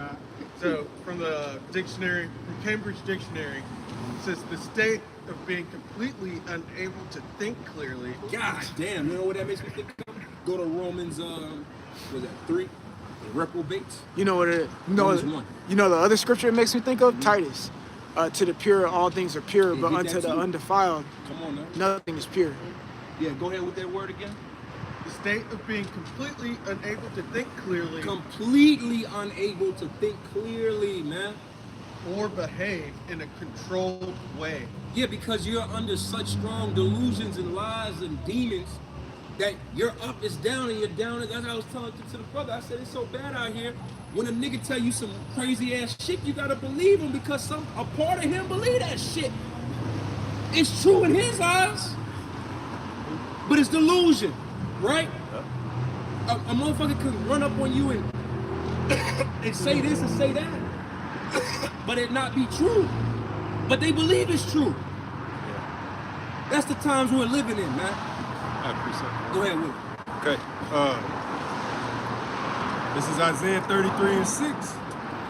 And wisdom and knowledge shall be the stability of thy times. You know why? Because, like we were saying earlier, we about to come into a time very soon, as it tells us in, what is that, Matthew 24 and...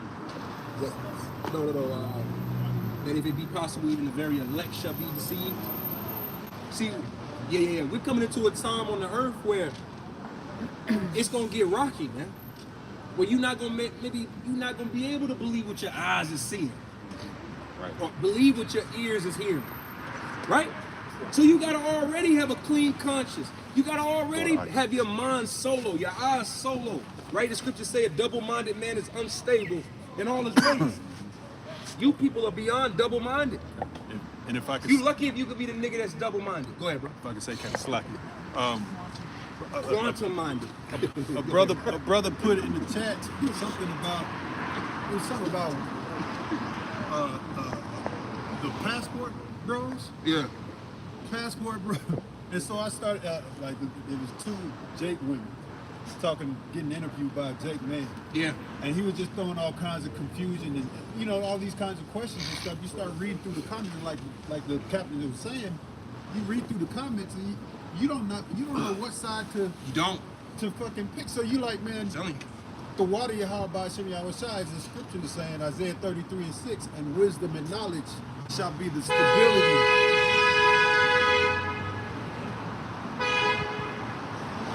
Because who's right, who's wrong? Right. What's real, what's fake at this point? Brothers you'll post articles and you'll be like, damn, is this even real? Yeah. Well, what the fuck is real? Yeah, like with that Ocho Cinco thing I posted, I'm like, is this shit real, man? Like, It's a distraction. Is it a distraction? Right. You got the whole Stephen A. You got the Skip Bayless, Shannon Sharp thing. It's like, Oh, now Shannon's on the court fighting LeBron. Yeah. Come on, man. Because Esau gotta keep you. Esau gotta, like, with that word, that's a heavy word. Esau gotta keep you in that place so that you always on some dumb shit to keep you delusional, keep you deranged in your head. So it's always something. The new thing now is what? I see something on TikTok. You got, this bitch, Krishan, that be with Blueface. Yeah. You got Krishan support groups. Like, What the fuck is that? About? That You is get what I'm trying to say? Because the society wants to crack your faculties, man. And a lot of you people out here, you're walking down the streets with cracked eggs. You got a lot of egg yolk, spiritual egg yolk seeping out of your fucking cranium. Because you're just damaged by all of this bullshit, man. Every second it's, whose side are you on? Do you believe him? Do you believe her? Do you believe him? Do you believe him? Him versus him. Every bit of our day is contentious and argumentative. That's why I say, man, fuck that shit, man. You gotta be able to cancel that shit. I don't even want to hear it. All right? I don't give a fuck what the black man is doing or what the black woman is not doing, vice versa. Exactly. Do whatever you want to do. Exactly. I don't care about the passport bros in that respect. Right. All this argumentativeness and stuff is just a distraction to keep your mind. Because you know what'll happen? You'll follow this shit. Like, let's just say you looking at this shit 8 in the morning. This should have you pissed off at 8 till night. Yeah. You'll be running in your head over and over again. How does a person think like this? Why does this person say that, man? What the hell? Okay, go to that Romans 1. Romans chapter 1 and verse 28. And even as they did not like to retain the Most High in their knowledge, Yahweh Shem Yahushai gave them over to a reprobate mind to do those things which are not convenient. Yeah, to do those things which are not convenient. A reprobate is a person void of judgment. And what does it mean to be a judge? Being a judge is to make the right decisions. Making decisions. A judge is a decision maker. Judging between one thing and another, right? So that's what we're supposed to be able to do. Say that, nah, man, I gotta judge this properly. Nah, really, I'm an alright looking guy. I got a few flaws, but I'm not gonna walk the earth. I'm not gonna walk the earth with this attitude that every broad should be on my rod. Right. Like every woman on the planet Earth is just supposed to just. That's entitlement. And that's delusion. Yep. That's vain opinion. But at the same time, as I say that, there are actual men on the earth. Yeah. And women There are women on this earth right now that believe every man wants them.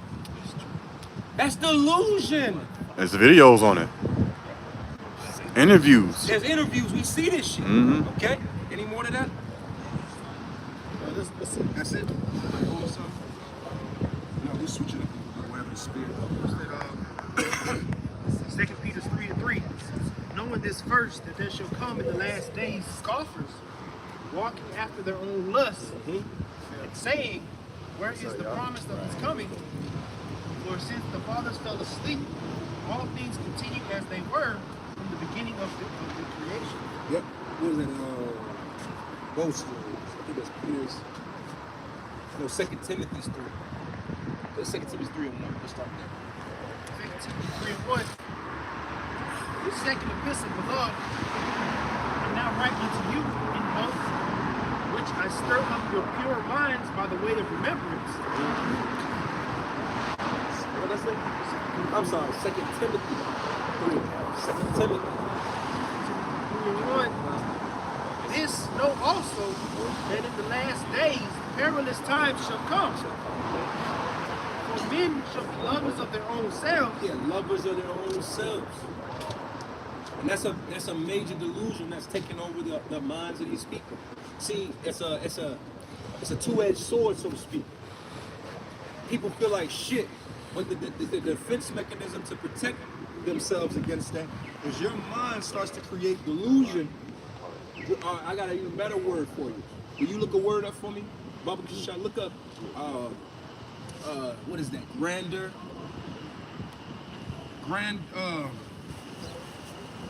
illusion. How's that word go? Grandeur of delusion. Yeah, look that up for me, Baba Kishai.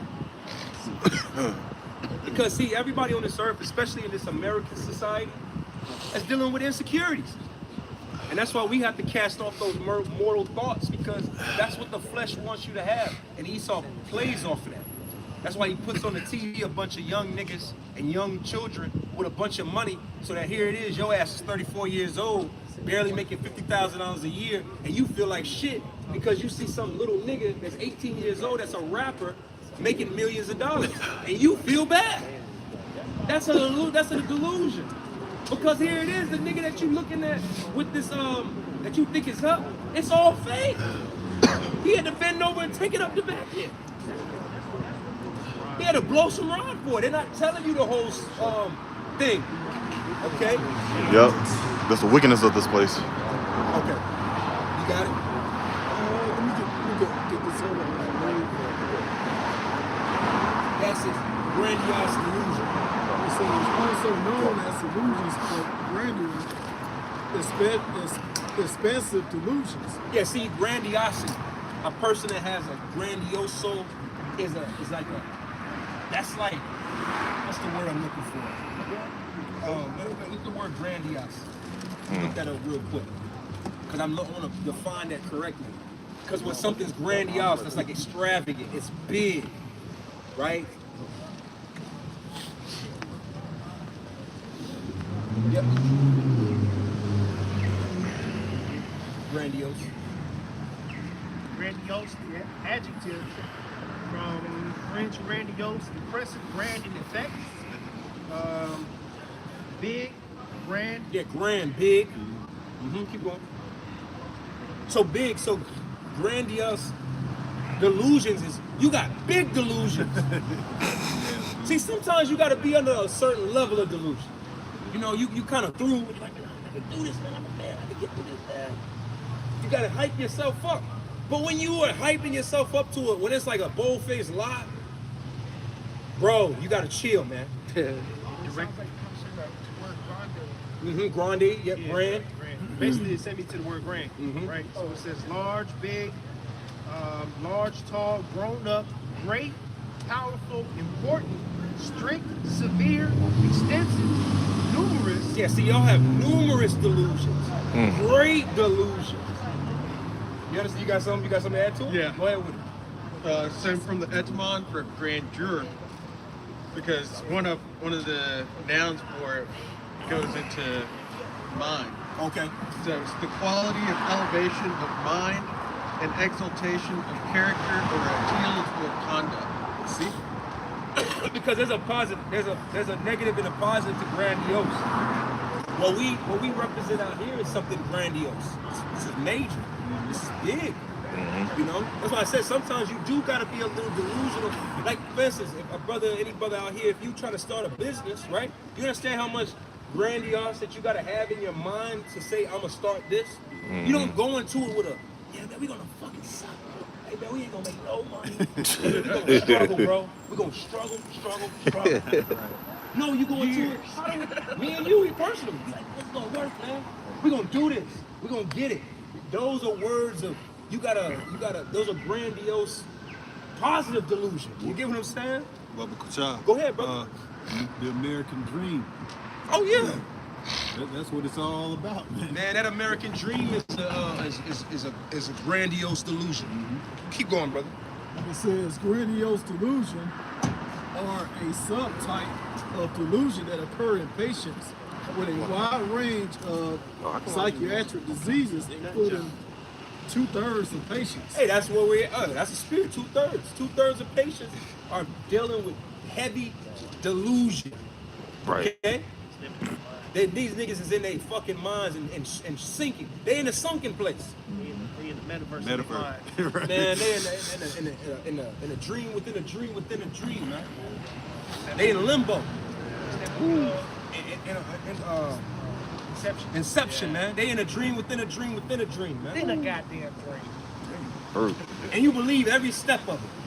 It's gonna go into that. Hey man, keep going. It says in a maniac state. Maniac state. See, you people, that's why I said we're living in a time where people are literally psychotic. Yeah. All right? No, Rick one time asked me, we were watching a horror movie, and we were like, damn, why don't we see, what is those movies, like Conjuring?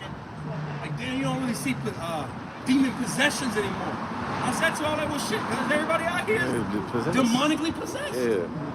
It was a shock though when you saw somebody with a demon on him. It was like, holy shit, he has demons.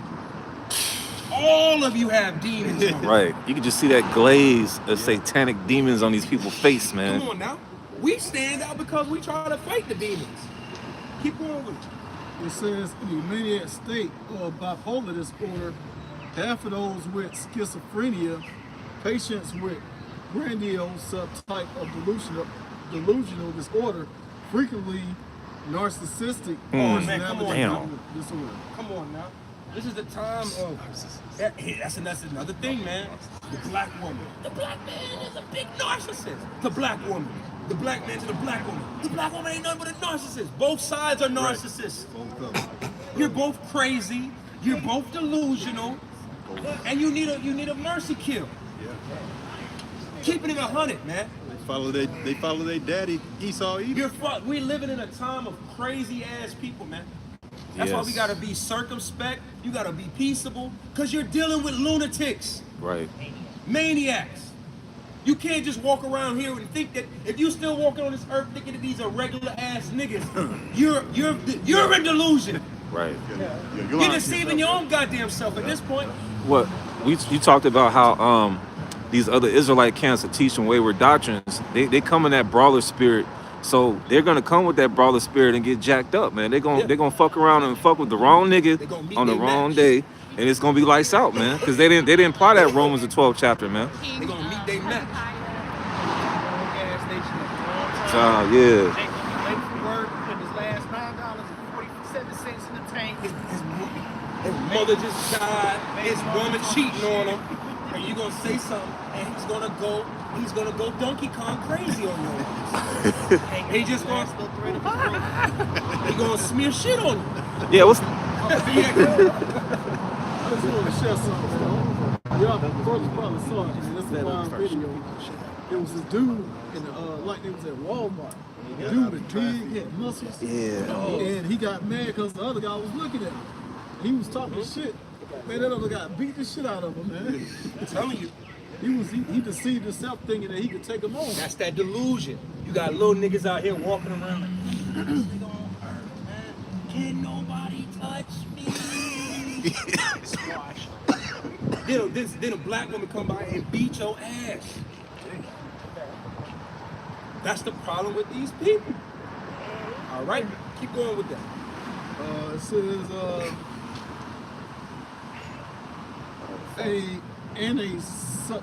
sustainable portion of those with substance abuse disorders. Oh yeah, because that's what leads to it. See, a lot of this delusion and manicness of the soul of earth is because of substance abuse. Yeah. See, you know, it used to be a time where, like, bro, it used to be a time where all you had to worry about was a little weed with our people. Man, that's elementary, man. All right, our people are on. Bro, I saw a post the other day. I'm gonna try to, if I can find it, I'm gonna send it to you, bro. It was these nigga women, man. Bro, it was one picture. It was a black woman. She had a bottle of lean on her head, right? They were talking about how, like, God damn, these women, they do nigga drugs, man. Oh yeah. They do grown men drugs now. Yeah. Then another woman had a bottle of, bro, the bitch had a bottle of PCP. I bullshit you not. Say, bro, you just gotta say, they're just all chemicals now. That's what I'm saying. She was like, hey, who gonna pull up to her and get wet with me? I'm like, what the fuck is going on? No, I'm being real. man. And then there was another picture, and it was another Eve, and she had a meth pipe. Wow. So you get what I'm saying? We're living in a time now where you look at these people and you think he just drink a little bit of burr. Yeah. A little bit of burr, a little brew on him. Nah, man, he got like 8 drugs in his system. Real quick. Go ahead with it. Matthew 24:8. K2 and all kind of craziness. All these are the beginning of sorrow. Yeah, the beginning of sorrows. See, the Lord is creating real monsters out of you people, man. Mm-hmm. See, you walk these people, that's the pride, that's that delusion. They walk up and down these streets with this smile on their face and acting like they're happy, but behind the scenes, they're all suicidal. Oh yeah. You're all suicidal. Homicidal. You're homicidal. You're all things that are bad. You're not happy. Deranged. Hey, keep the water, brother. Keep these words going. You're deranged. Crazy. All right? As Martin said, crazy, deranged. Psychotic. You're Psychotic. sociopaths. You're all these words, man. Hey, just weirdo. Yeah, just weirdo. On a good day, you're just a weirdo. Yeah, on top of that, you got a bad diet. And we haven't even gotten to the other parts, bro. And on top of this, a lot of you are moles. You know what I'm saying? There's so much that go into this. We are living in a time, brothers and sisters that are tuning in.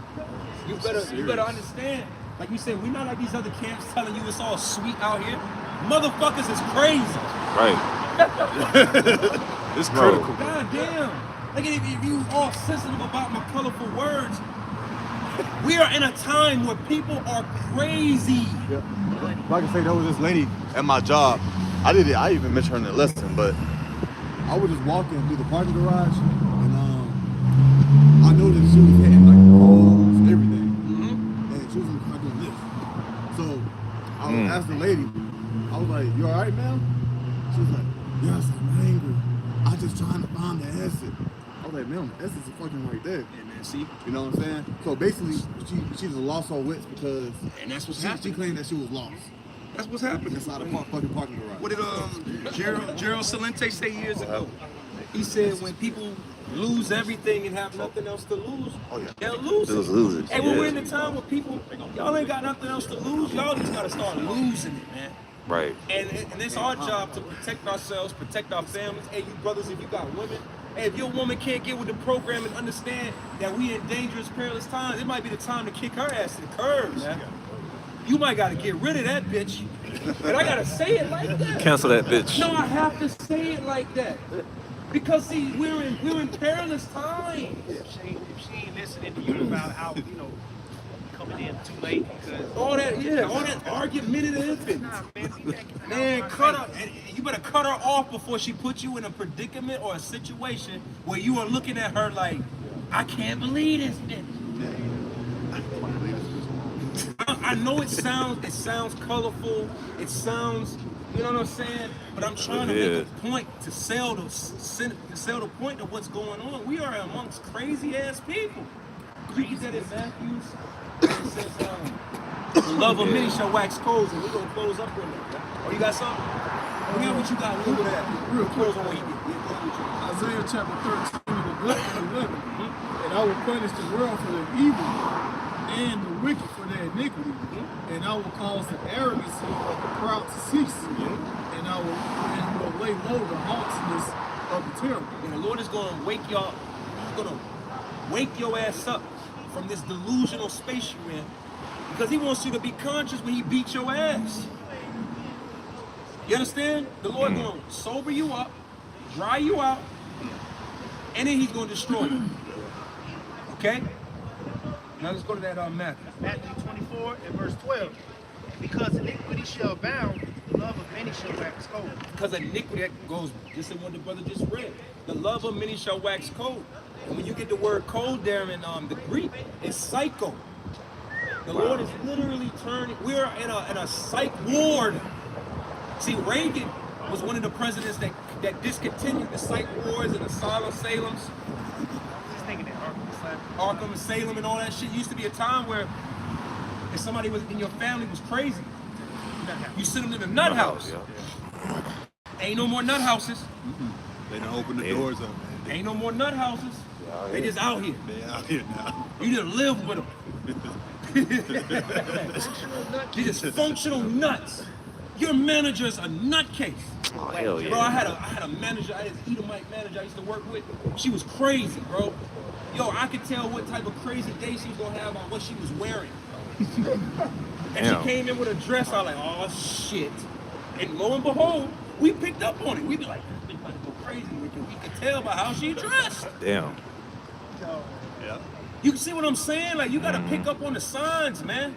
Because they out there. Cause they're in your face. If you start, bro, if you see women with these unnatural, crazy colored hair, leave her alone. Yes.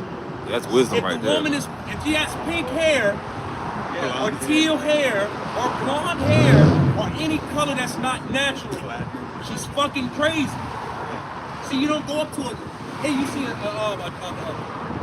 give me a animal, a goddamn frog.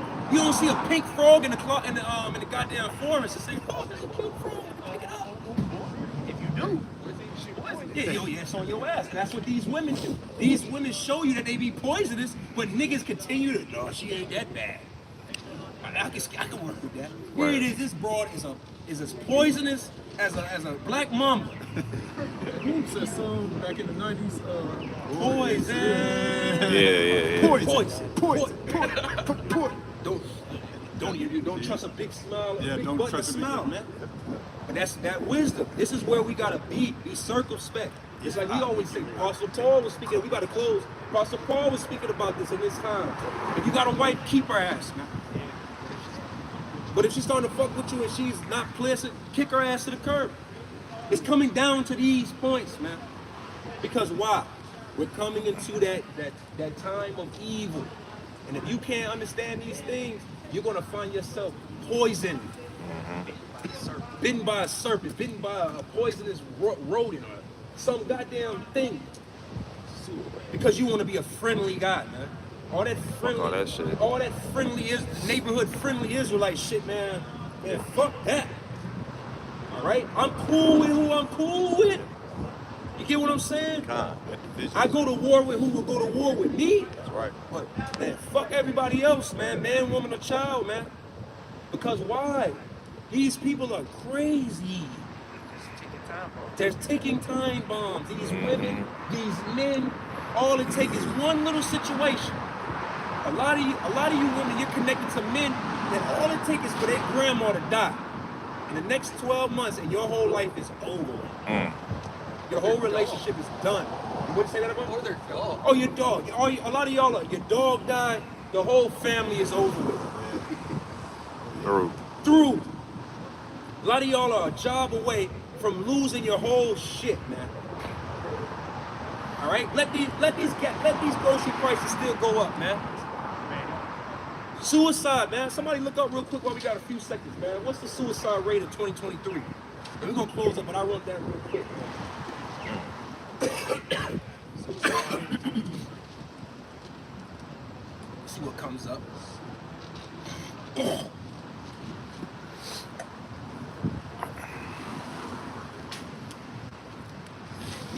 Right. Anything come up? It's suicide rate by country 2023 worldpopulationreview.com. Okay. It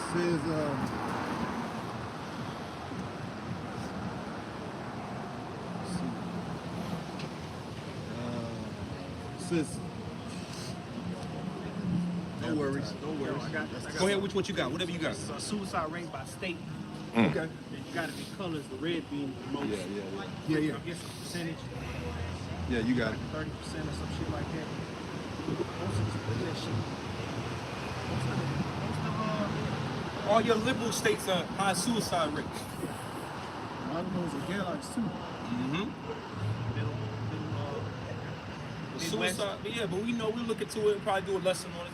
But man, we can only imagine what suicide rates are looking like now. All right, you got something? Go ahead.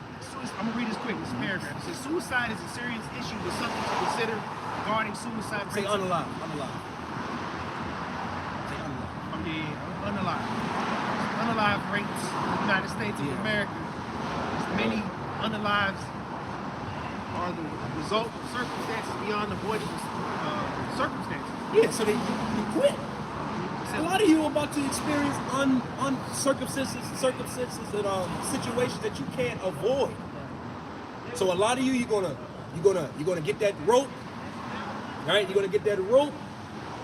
A little chair with a weak leg. With a weak leg, and that's it. It says one thing that is heavily commonality among the people who die is an unshakable feeling of dread, despair, loneliness, and hopelessness. Hopelessness, man. The last class I did was about keeping hope alive. Yeah. You people are losing hope, man. If you people are tires and the air in the tire is hope, you are seeping hope every minute. Yeah. You're seeping hope. Okay, everyone go ahead and close it up, man. All right. Keep your hope alive. Keep your faculties straight. Keep your mind strong. You know, keep your how about Shimmy I was shot first. And man, be leery of these people, man. Keep your name clean, man. So with that, we want to give all the glory and honor to Yahweh, Bahashem, Yahweh Shai, Bahashem, Rakakodash. All right. Until next time, Shalom. Shalom.